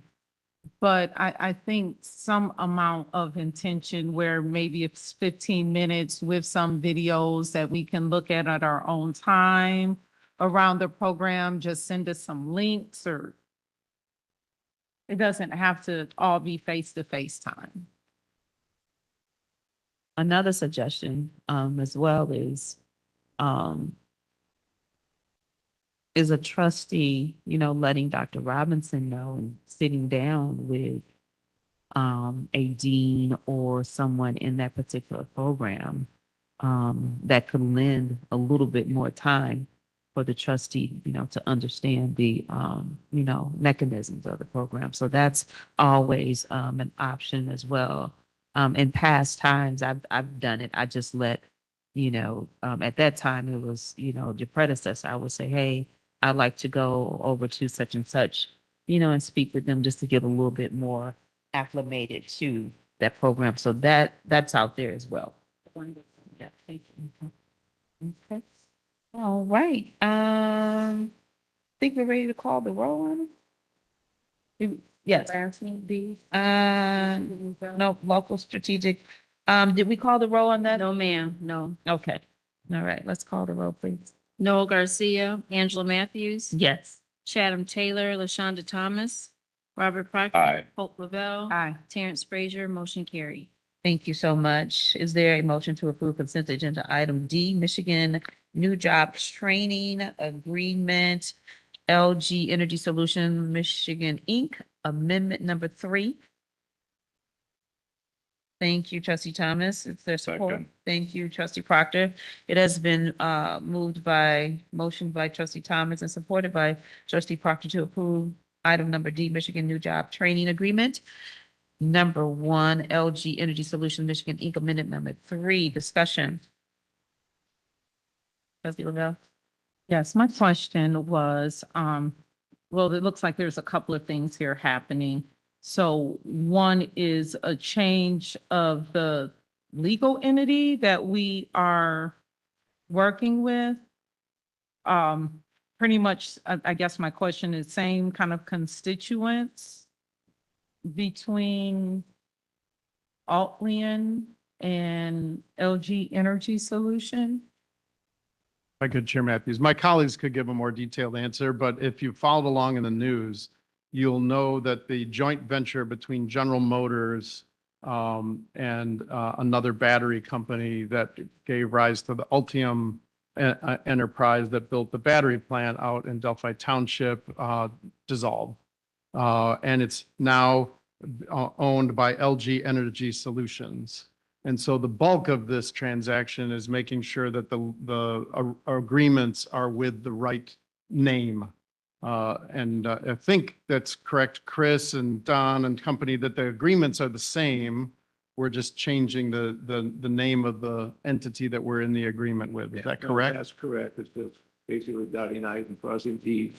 I've been worked with Lou Gardner and his staff, and this is all reviewed by a college attorney before we bring it to the board and make sure that we're in sync with all of the statutes and regulations for this program. Just to put it in the big picture of the mission of the college trustees, the college has prided itself on being an excellent participant in local economic development. One of the reasons that whoever builds that battery plant wants to build it here is they've got an excellent training partner in Lansing Community College. And so this is one of those pieces that had to be transferred over from one entity to the other. And I can tell you, putting on my other hat of being on the executive committee of LEAP, the new owners and operators of the Enterprise LG Energy Solution are very impressed with Mid-Michigan and with Lansing Community College. So this is something that's still very much in our wheelhouse. These are great jobs that we want our graduates to have here in the community. Could you just, I don't know if someone's here that could speak into kind of like how many jobs will be created or I think that would be me based on my experience with it, and that number's been moving around. economic Yeah, impact? yes. So at the beginning of the Ultium project, the thumbnail sketch number that we heard about was about 1,700. Is that right, Lee? I think that number is being reevaluated by the new partners. I so appreciate your nods, Lee. We're all around these economic development conversations. There's a weakness and a strength to the transition that's happened over at that battery plant. The weakness is, changing from one entity to another always adds time, always adds some confusion. One of the things that we might be a little better positioned than the other Ultium plant that's already built out with equipment is that plant will get the most current equipment, the most current processes. And so our region, and by extension, our graduates, may have a competitive advantage over the ones that already were stood up before things moved from GM to LG. That's a long-winded way of saying that we might not be talking about 1,700 jobs anymore. It might be a lower number, but I don't know, Lee, if they've given any newer numbers than that. It'll certainly be one of the larger new employment opportunities in the region, regardless of how many, hopefully in that 1,000+ neighborhood. Questions, comments? Ms. Duncan, will you call the roll? Chatham Taylor, LaShonda Thomas, Robert Proctor. Aye. Noel Garcia, Angela Matthews. Yes. Hope Lavelle, Aye. Terrence Frazier. Motion carried. And on to monthly monitoring report. Dr. Robinson? Thank you, Chair Matthews. Before you, an A under this item is the 2025 5-year capital outlay plan and the capital outlay project request. Dr. Samuel, you or your team have anything to add on this one? This is a statutory requirement to bring forward in the great hopes that there will be capital outlay in the next budget cycle. Thank you, Dr. Robinson. So trustees, before you, you have the first read of our 2025 capital outlay plan and capital outlay project request. This is something that we bring to you every September as the first read. As Dr. Robinson mentioned, this is something that we have to provide to the state of Michigan by the end of October. So we always bring it to you in September. If you look at this particular capital outlay request, we are definitely following what the state of Michigan would like to see when they see these, but it's a comprehensive review of everything that we're doing at the college. And so a lot of questions about the programs and the certificates and the degrees that are available, a lot of that is also within this document. It goes over each and every one of our facilities, each of our buildings, whether it's owned or leased. Gives you some information about that. And then it talks about anything that we're looking to do in the future, anything that we're thinking about there. In addition to that, we're required to do that part of it, but we also have the option to submit a capital outlay project request to the state of Michigan. And it is something that's optional. And so part of what you have before you is that project request that we're looking at doing this particular year. And it's a project for our West Campus for us to have a new updated utility building. And basically, we're submitting that, but if we were to be awarded, if the state were to say, hey, we want to support you, Lansing Community College, with your request, then that means that they would fund 50% of it, but we would have to work with CFO Wilski to find the other 50%. So that's what you have before you. Today, it's a first read. So you have the opportunity to look at this again in October. And so with that, I'll just entertain any questions that you may have. We have our Executive Director of Administrative Services, Chris McCursey, who put this together. And we also have our Dean of Technical Career, Shanta Dwyer, who's prepared to talk about the new utility building if you would like to hear about it. Trustee Proctor? Yes, it appears, and maybe it's my misperception, that the 505 building is descending into the rabbit hole that I might call it. We're not emphasizing trying to get that renovated anymore. That's not the current request that we have right here. And I think it'll be part of the conversation that'll come before you in October. But what we're doing is we're reevaluating. And I think some of that conversation took place even last academic year. But there'll be more information in terms of what we're thinking about for 505. But you're right now, the priority project that we want to bring before the state is this particular line worker project. It's a little, I believe, less expensive than what the 505 was that we brought to you beforehand. But this particular one, I think it's a little over $8 million. And if we are selected by the state of Michigan for this to be funded, then we would just have to find 50% of the funds. But you're correct. We didn't issue 505 as a project for this year. If I could, Chair Matthews, just to footnote that excellent observation. I agree, Trustee Proctor. That was largely driven by us discovering that our need to expand in healthcare simulation would be accommodated across the street in HHS. Dr. Matthews, I would love to hear more about this proposed energy building. Thank you so much, Dean Dwyer.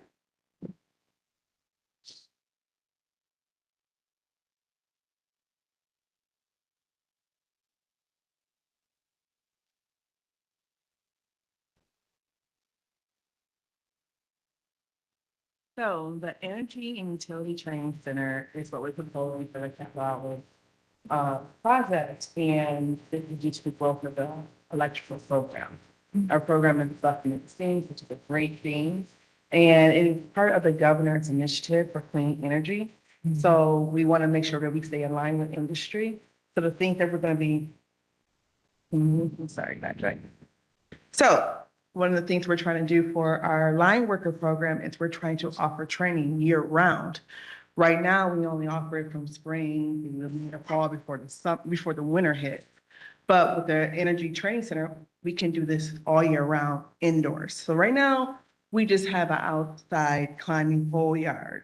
Now, we also, one thing we're asking for is to have an inside pole climbing for our students inside so we can do instruction year round. We also are trying to have a carport for 4 bucket trucks because these trucks have to be covered because due to the weather, they can rust. And we don't want that to happen with the expensive maintenance fees of keeping our trucks going. We are also looking for new classroom and lab space. Like I said, we are expanding our electrical program as our biggest program in the technical careers division. And pretty much we want to offer lab space and expanding clean energy programs such as power generation, renewable energy, avionics, and electrical vehicle technology. So along with our line worker program. So this is all underneath the umbrella of our electrical program. Thank you. Yeah. I asked, and I think this is timely because everyone is talking about the impacts of AI. And one of the silver linings, of course, with AI, other than, how quick ChatGPT is the growth opportunities in the electrical space. That is actually a growth industry. So I'm very excited to hear about this. We hope we get funded. We hope we get funded. Yes. Thank you. Dr. Crocker. This may be out of the ballpark, but in reading the material in our packet, there's a reference to LCC having about 13,000 students. I was here as a board member when we had 20 to 22,000 students. We had a report last year about the underutilization of space at LCC. So is anybody trying to look into the crystal ball to see where we might be in enrollment a year from now, 3 years from now, 6 years from now? What does that mean in terms of space utilization that we have at the college? And are we looking at getting rid of some of those buildings? Chair Matthews, the short answer is yes. The person with the long answer is Dr. Chris McCursey, Dr. Samuel. Just to buy you a second of time, Chris, Trustee Proctor and trustees, you will recall the comprehensive campus master plan that we brought to you. And a lot of people worked on that, including Director Martz, Dr. McCursey. But all of those big picture questions were asked in that endeavor. Some of it is a bit of forecasting in the sense that we know there's a demographic cliff coming. And we know that it won't be straight because we're up in enrollment this semester for the actually past 2 consecutive falls. But with that kind of introduction, Chris, can you give an overview of the kinds of decade-long thinking that we have put to paper since we did the campus master plan, particularly as it relates to maybe offloading some of our square footage that we're not using? Certainly. Thank you, Dr. Robinson. So yes, so across the nation, according to our consultants, campus consolidation is kind of the clear trend due to post-pandemic activity at colleges.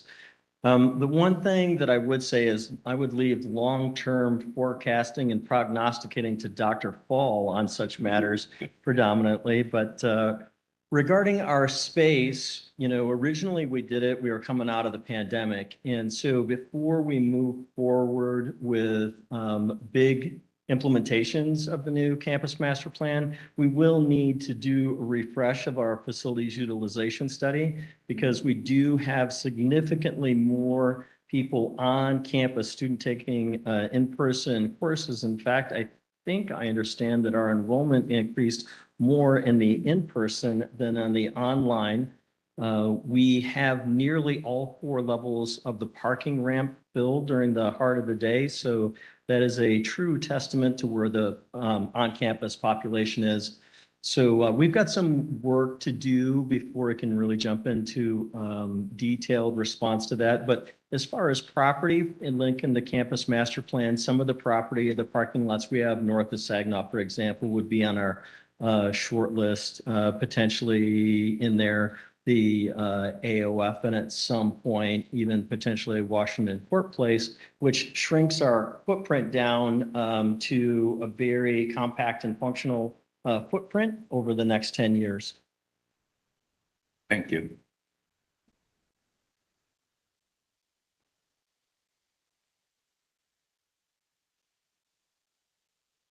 Anything else on that? I do want to just say really quick that this is a first read, colleagues, for us. And so in order to conserve and say, and be conscious, cost conscious, part 2, it says part 2 on here. This is what the capital outlay, all of the information is here. And so I would really like it if that we could say part 2 so that we can be cost conscious of what we're spending with regards to copying. And anyone else who has this particular document, I would suggest that you would keep this in your, in your toolbox as well. So when we come back to discuss it next month, like I said, we can conserve on the cost of paper.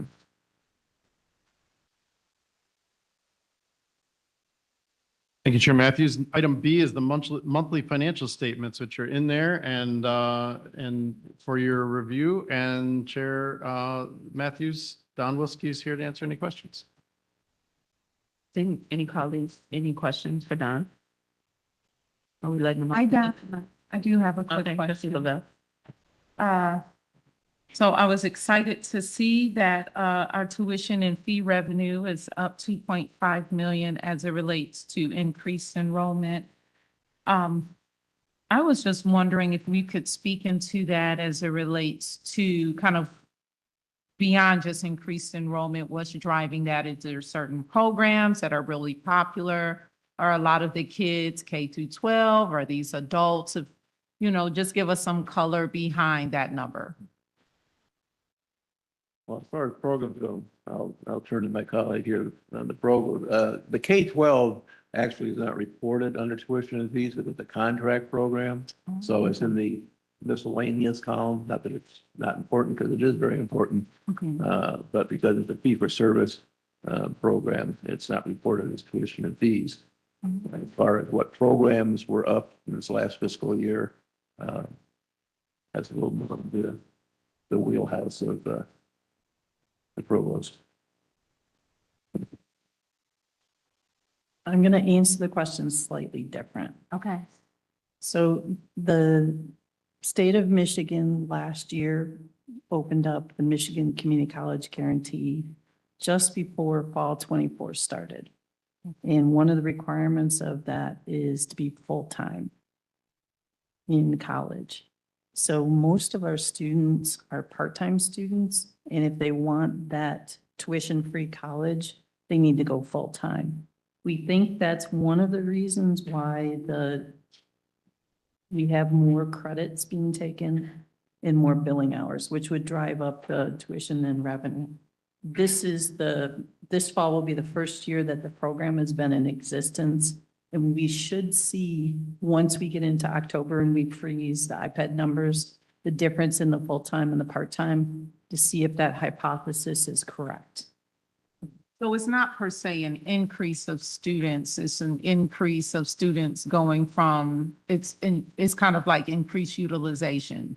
It's both. So our returning adults are increased from last year. Our first time in college is slightly increased from last year, our new students. So we have those two things, plus we have the Michigan Community College Guarantee.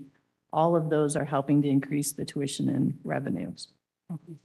Quick oversimplification would be to say our total headcount enrollment is up, but also the credits per student are up as well. That second measure has a great impact on completion. We have been trying to get students to take more credit hours per semester to keep them on track to earning credentials. So both of those are a good thing. So do we see where this is, and this increase is going to be sustainable? I guess I'm wondering, are we seeing where we're doing marketing? Are we grabbing in more people, or is this just triggered by a policy change? Probably a little bit of both. I wish I could answer a little bit clearer for you. The last couple of years have been an interesting mixture of different things. Dr. Robinson talked about the demographic cliff, but we're still seeing a high number of students under 25. We're seeing more returning adults. So will that continue? I hope so, particularly with the state of Michigan doing all of the extra recruitment for those on over 25. So the Michigan Reconnect project, they do a lot of marketing. There's a great champion they have for that program that comes to our campus and does recruitment outside of our campus. So it's hard to give you a good answer. I don't, Dr. Fall, do you have a better answer, or different answer? Thank you, Dr. Paul. Sir, so there's a lot of environmental factors like pollution, obviously. Another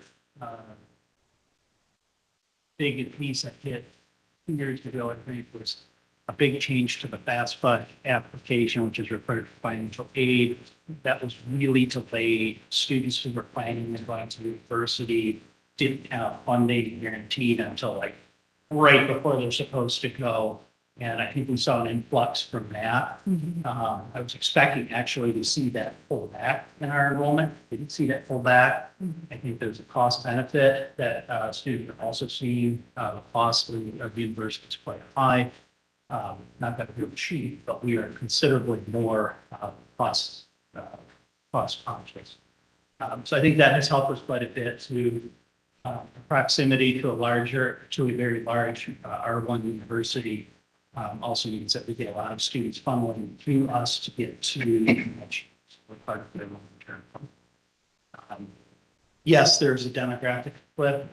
We were concerned about on the horizon. But it's just a lot of different factors coming into play, so you can't easily pick one. And we don't have control over some of them either. So I have seen statewide, most colleges are up again this fall, just like they were last fall. Last fall, I think we were one of the higher increase in enrollment. This fall, I think we're right around the middle, but everyone else is students saying as well. So there's some big regional, statewide. It probably speaks to the fact of some of these state programs that to reconnect before that future can come on. Having the support of the state is major shifting how the state is. From a federal standpoint, I know that the workforce or short-term Pell was approved recently. Do you think that's going to have any impact on our numbers? Don and I will tag team on this one. So the legislation was put in place, but they have to meet certain rulemaking pieces this fall to be able to have it available for the summer of 26. We don't think that that's going to happen, so we're probably going to be summer of 27. We have an amazing financial aid director that's been helping us understand that. And she said it's very complex and she doesn't think that the federal government will have the pieces in place for us to move forward with short term for another year. So 2027, if we're doing a 3-year vision or planning, then that would probably be closer an impact we would see coming in year 2. Thank you. The other piece of that is that each individual state has to identify what they consider to be their high need jobs. So what would be needed in Michigan may not be the same as Texas or California or Florida or whatever. And so the state also has to be involved in making those decisions. And so that then at that point, then we can start concentrating on specific programs.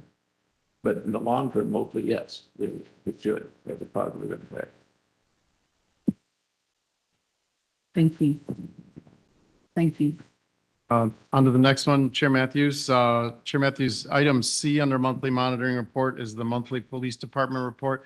The chair and I spoke about this. You will see, trustees, that there are a number of transactions in the police department report. That's because it reflects 3 months since the board met. If I could take this as just a brief opportunity to recognize the chief and the department for, actually, there are 2 words I wanted to say to you, Chief, after your accreditation presentation. Mission accomplished. I remember your first meeting here. I remember the conversations we've had over the years about law enforcement on this campus. You have brought a level of professionalism and dedication to this already very dedicated team that you have. And I know that the trustees felt this way, but I was very, very proud to see your accreditor here recognizing this department.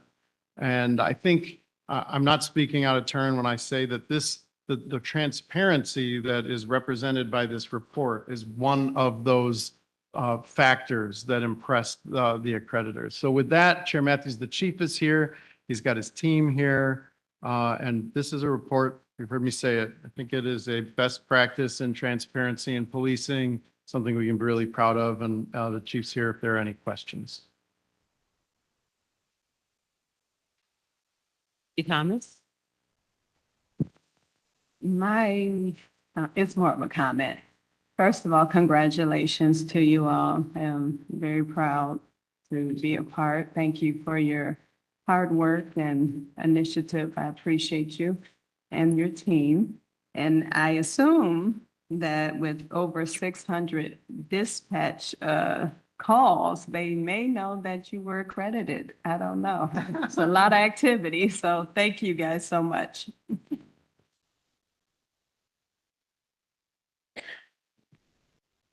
That concludes the reports. Thank you, Chief. Thank you, team.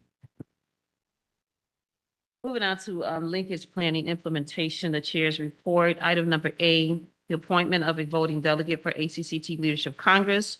Trustee Proctor is currently in that position and he has agreed to continue in that particular position as the voting delegate for ACCT Leadership Congress. So thank you, Trustee Proctor.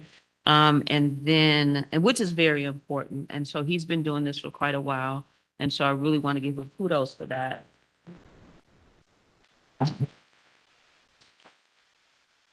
The pay is great. So number 2 is, so in October, the colleagues of the Board of Trustees are going to be going to the Leadership Congress in New Orleans, as well as Ms. Duncan, who will be recognized there. And so because of that regular board meeting has been moved to October the 27th. However, the packet will go out on the 15th because we will all be in New Orleans the following week. So just letting you know that particular change there.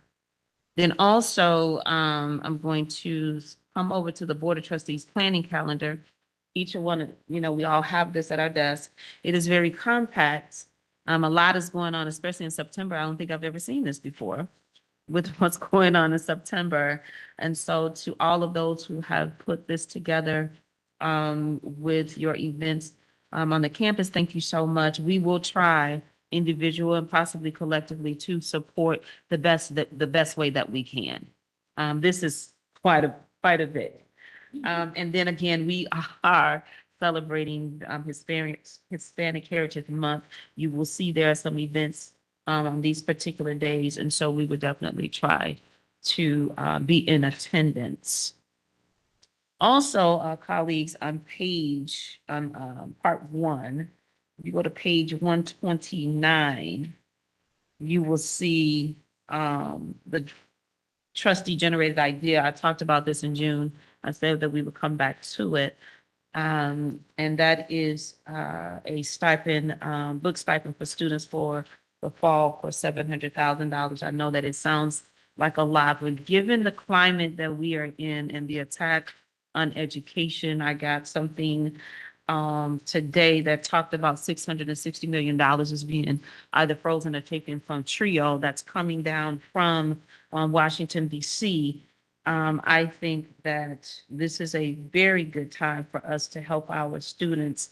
We don't know who is, struggling, trying to get their education in the midst of this attack on us from every level, whether it's K-12, community colleges, as well as universities.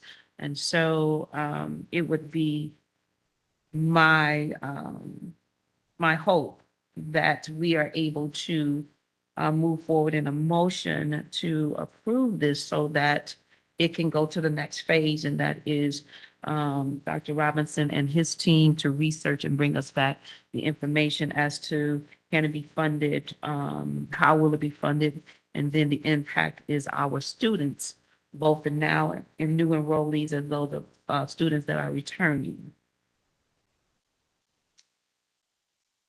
With that, are there any questions? Madam Chair, as I reviewed this, I thought maybe there might be a little bit more detail added so that the administration would have some idea of what it is they're supposed to review and report back to us on the feasibility of this item. Well, So other than the $700,000, and I'm not sure what that's based on. Is there some model, someplace that the administration might look at to say that this might work well for LCC, given the demographic makeup of our student body, the financial impact on what's happening statewide as well as nationwide? And given our enrollment, how would those dollars be allocated? Is anybody, or is there some criteria for them to have to meet? So this was done a few years back under Trustee Andrew Abood. I remember when I took seat here, the board, it was a $500,000 stipend, a book stipend. And that was the last time that we, engaged in something of this nature, this trustee generated idea. And so I don't have anything fancy or detailed. I'm just thinking about our students, and I'm thinking about what's happening on the national level with regards to the attack on education and how we could, if it's possible, to be able to help alleviate some financial barriers for our students to continue furthering their education. And so it goes back, I talked with Dr. Robinson about this, and so they're ready to go with the request being funded, where would the money come from, how it would be distributed, and all of those sorts of things would come back to us in October in a report or presentation, however it would be done, so that we could know if this is something, if this idea is something that can move forward. Thank you. Chair Matthews, if I could, on the question of October, what the working roadmap that I have for trustee generated ideas from Benita Duncan is actually 60 days. So I'm not certain that we'd be able to pull something together by October. We could certainly do, but the one thing, you know, to Trustee Proctor's question about details, as I talked to my team about this over the summer, it is clear that there's going to be some very large complexities about financial aid packaging, parity for students, exactly how far, $700,000, as you said, does sound like a lot, but distributed over the number of students we're talking about, there's certainly a lot of details, and I would want to make sure that the team was able to bring you a robust look at the idea. So I don't want to overpromise and underdeliver. I think the roadmap says 60 days. I'll give you 60 days. I'll give it to you. So yes, Trustee Levin.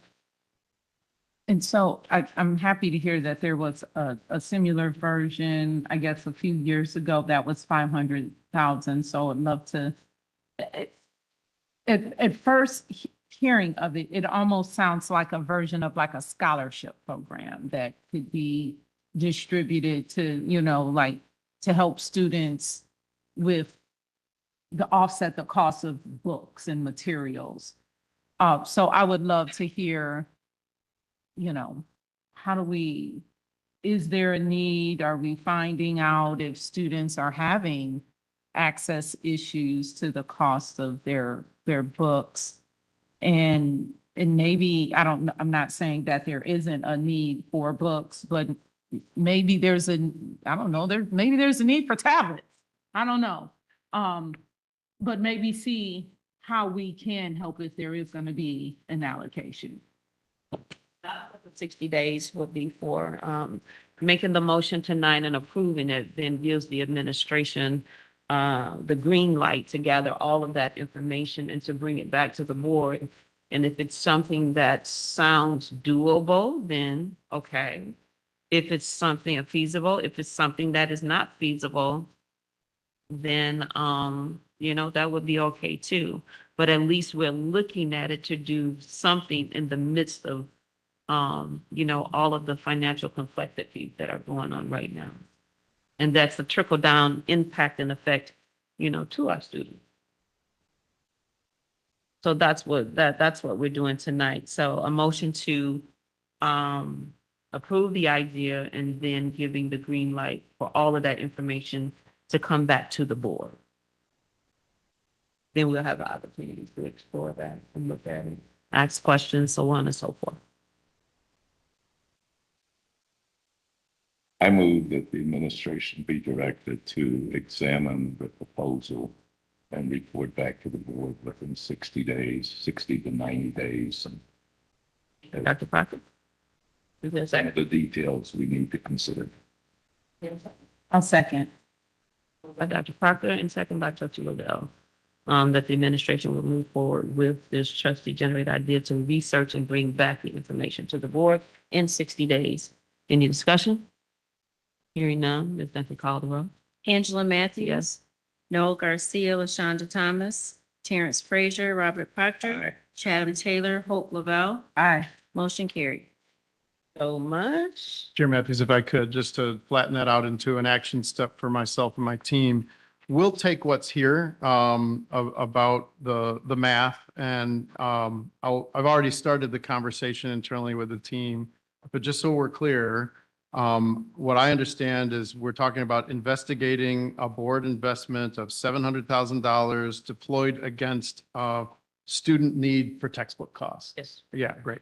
And also on top of that, and this pursuant to some of our conversations, taking a look at some of the previous measures like this, my memory, even though it happened before I came here, is the previous board investment of $500,000 was directed at the development of OER resources. There's going to be a little difference between the architecture of that and what you've described here, because that was an investment for the development of free textbooks to give to students rather than a direct payment to students. So that doesn't mean it's not related.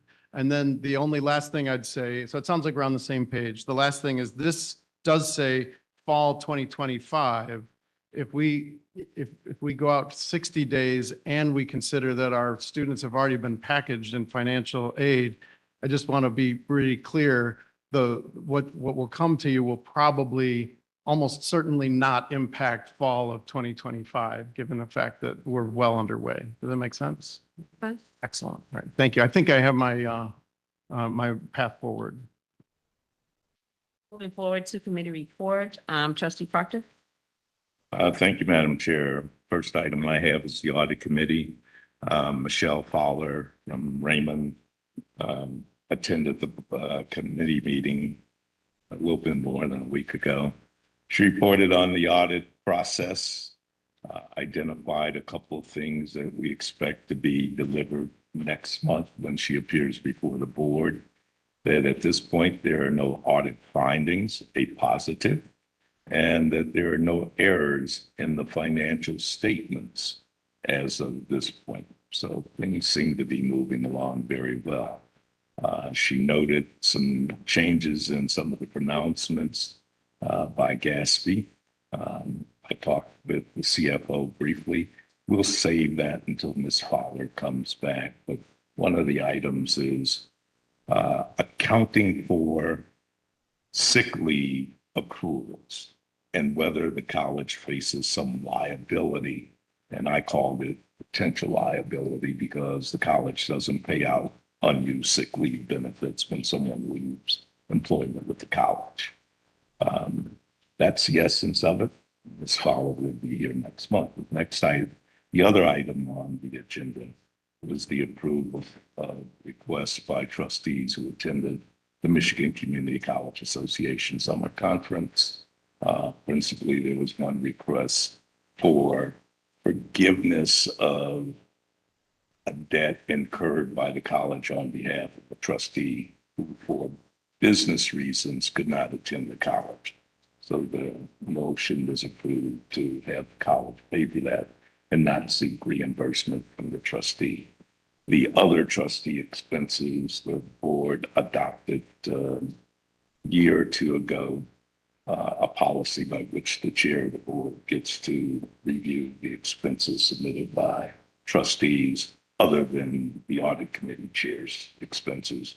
And the chair is authorized to approve those. Those documents are prepared by Ms. Duncan. I, as chair, looked through them and asked any questions they may have. And all of those expense requests or reimbursement requests were approved. That's it for the audit committee, unless there's some questions.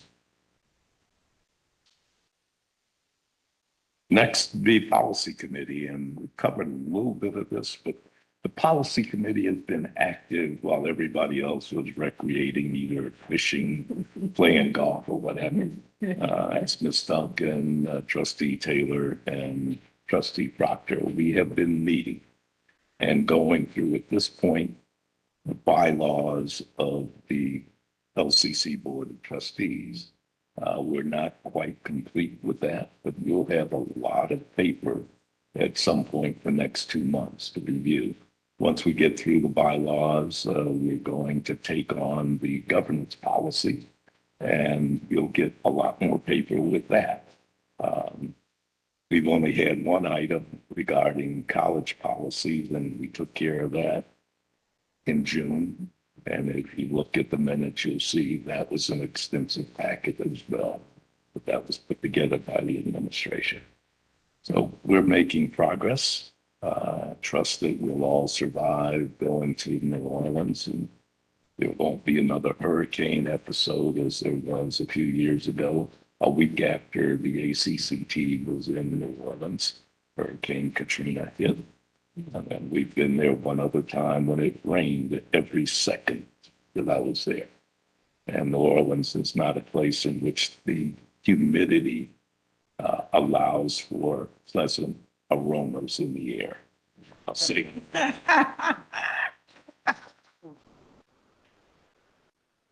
Thanks for something to look forward to. That woke everybody up. Give me something to look forward to. It's true. It smelled like magnolias when I was there 2 months ago. So, Madam Chair, those are the reports from the chair of the audit committee as well as the chair of the policy committee. Thank you, Trustee Proctor.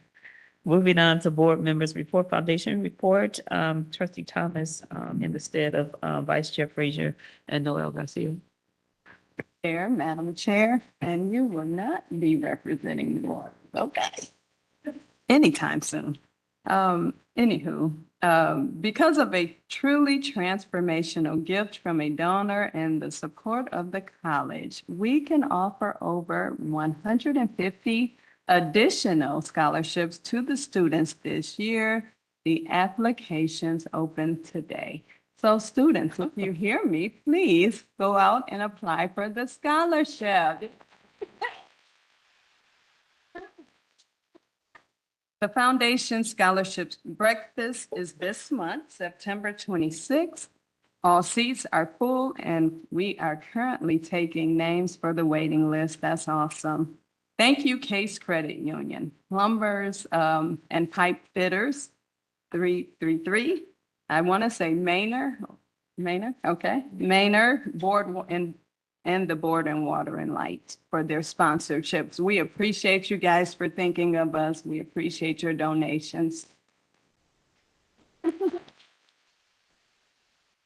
Also, Sun Life and Dental Quest has pledged another $7,500 for a dental student. I'm sure that dental student is appreciative and we are too, so thank you for your donations. We have a signed pledge for a $30,000 endowment in memory of Tony Payne, referee in parentheses. So we appreciate that family for thinking of us. Also, Comerica sponsored an ice cream break for students during Welcome Week. I'm sure they appreciated it because if I recall, it was kind of warm that week. They last supported LCC in 2016, so it's nice to have them back. So thank you all for your donations and for all the sponsors and all the individuals that think of LCC when it comes to their financial support. So we appreciate you all. Thank you.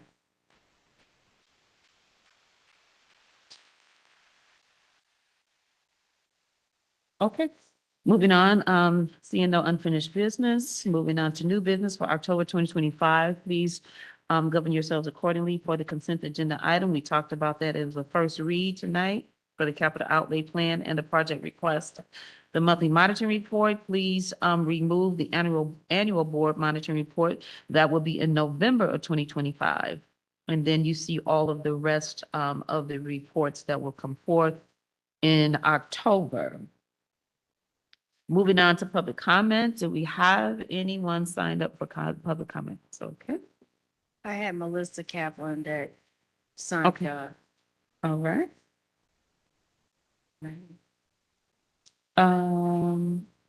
You say Melissa's online as well? Yeah, she did sign up. She should go. Good evening. What'd you say? Good evening, trustees, Chair Matthews, Dr. Robinson, and colleagues. Hold on, Melissa. Oh, okay. Second. I'll switch you over.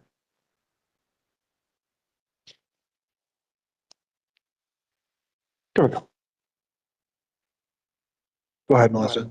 All right, thank you. Good evening, Chair Matthews, Dr. Robinson, trustees, and colleagues. Chair Matthews, you mentioned all the events going on, and I'm here to share a couple of really exciting and important events that the Arts and Sciences Division is presenting this month. Actually, two of them are this week.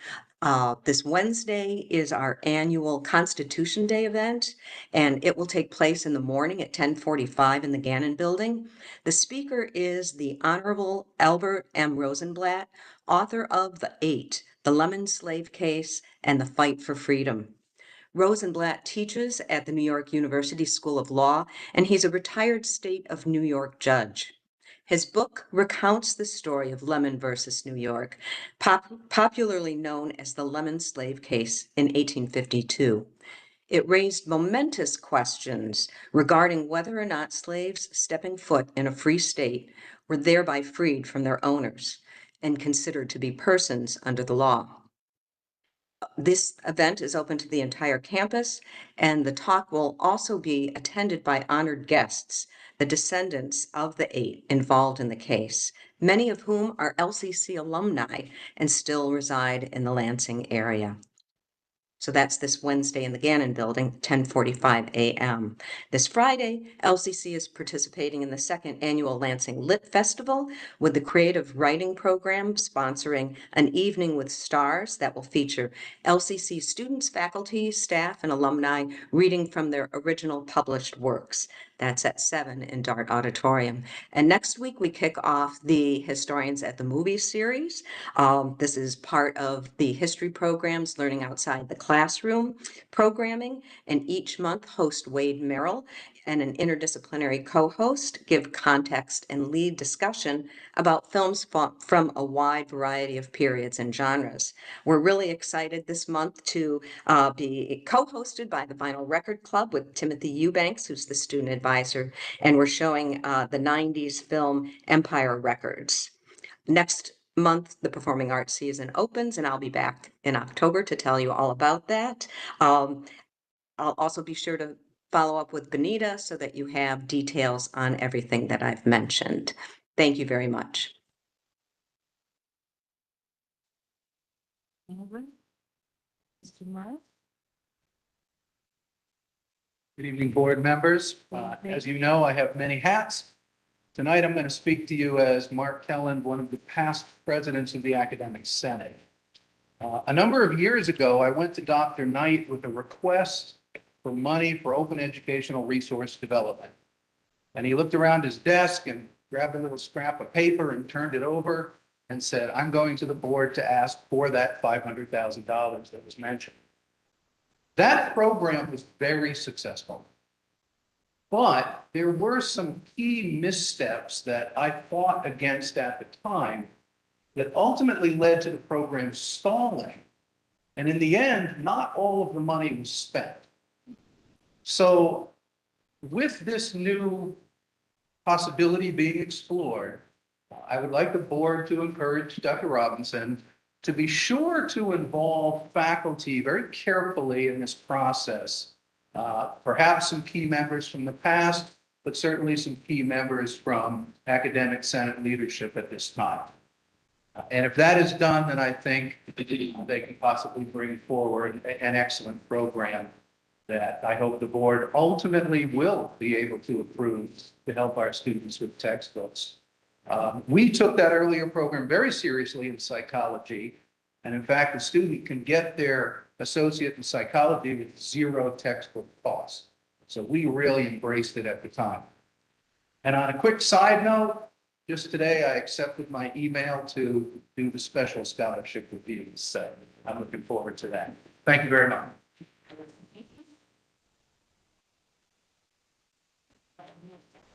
There's no closed session. Moving on to board comment. Any board comment? Of course you don't. Of course I did. Real quick. So we had a lot of celebrations tonight. Again, I thank everyone for being very patient. Really truly appreciate that. Also, August 18th, LCC Service Award Committee, thank you so much. They did a fantastic job with recognizing and honoring those who have remained committed and dedicated as employees here with LCC. I forgot the gentleman's name that I met, very humorous, older gentleman. I think he has been here for 45 years. So that's just a testament to, you know, your dedication and commitment. And we truly appreciate that. And I was grateful to be asked to deliver the welcome. So thank you so much. And then, of course, again, the program, the celebration for the job training center under Lee's leadership. And I'll say it, I am a fan of it, supporting, of it, because if you heard the stories of those who, sorry, I'm.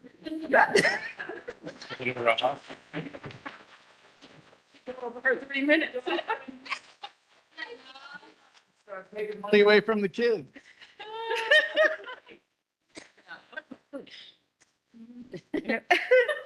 Oh my goodness, very supportive of the program, and the stories were just, oh my gosh, if you had an opportunity to listen to the stories and the what these students had to come through and go through and deal with in order to get to what we take it for granted.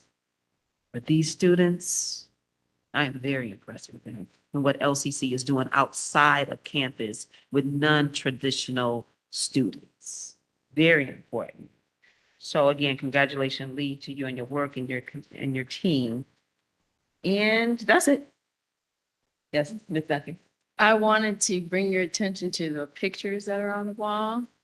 So I'm probably the only person that cares about this stuff, but we've had trusteeship at Lansing Community College for 61 years. It was established in 1964 with 6 trustees. So we're only missing 2 pictures of the 6 original trustees, which was Albert Boyd, which was located.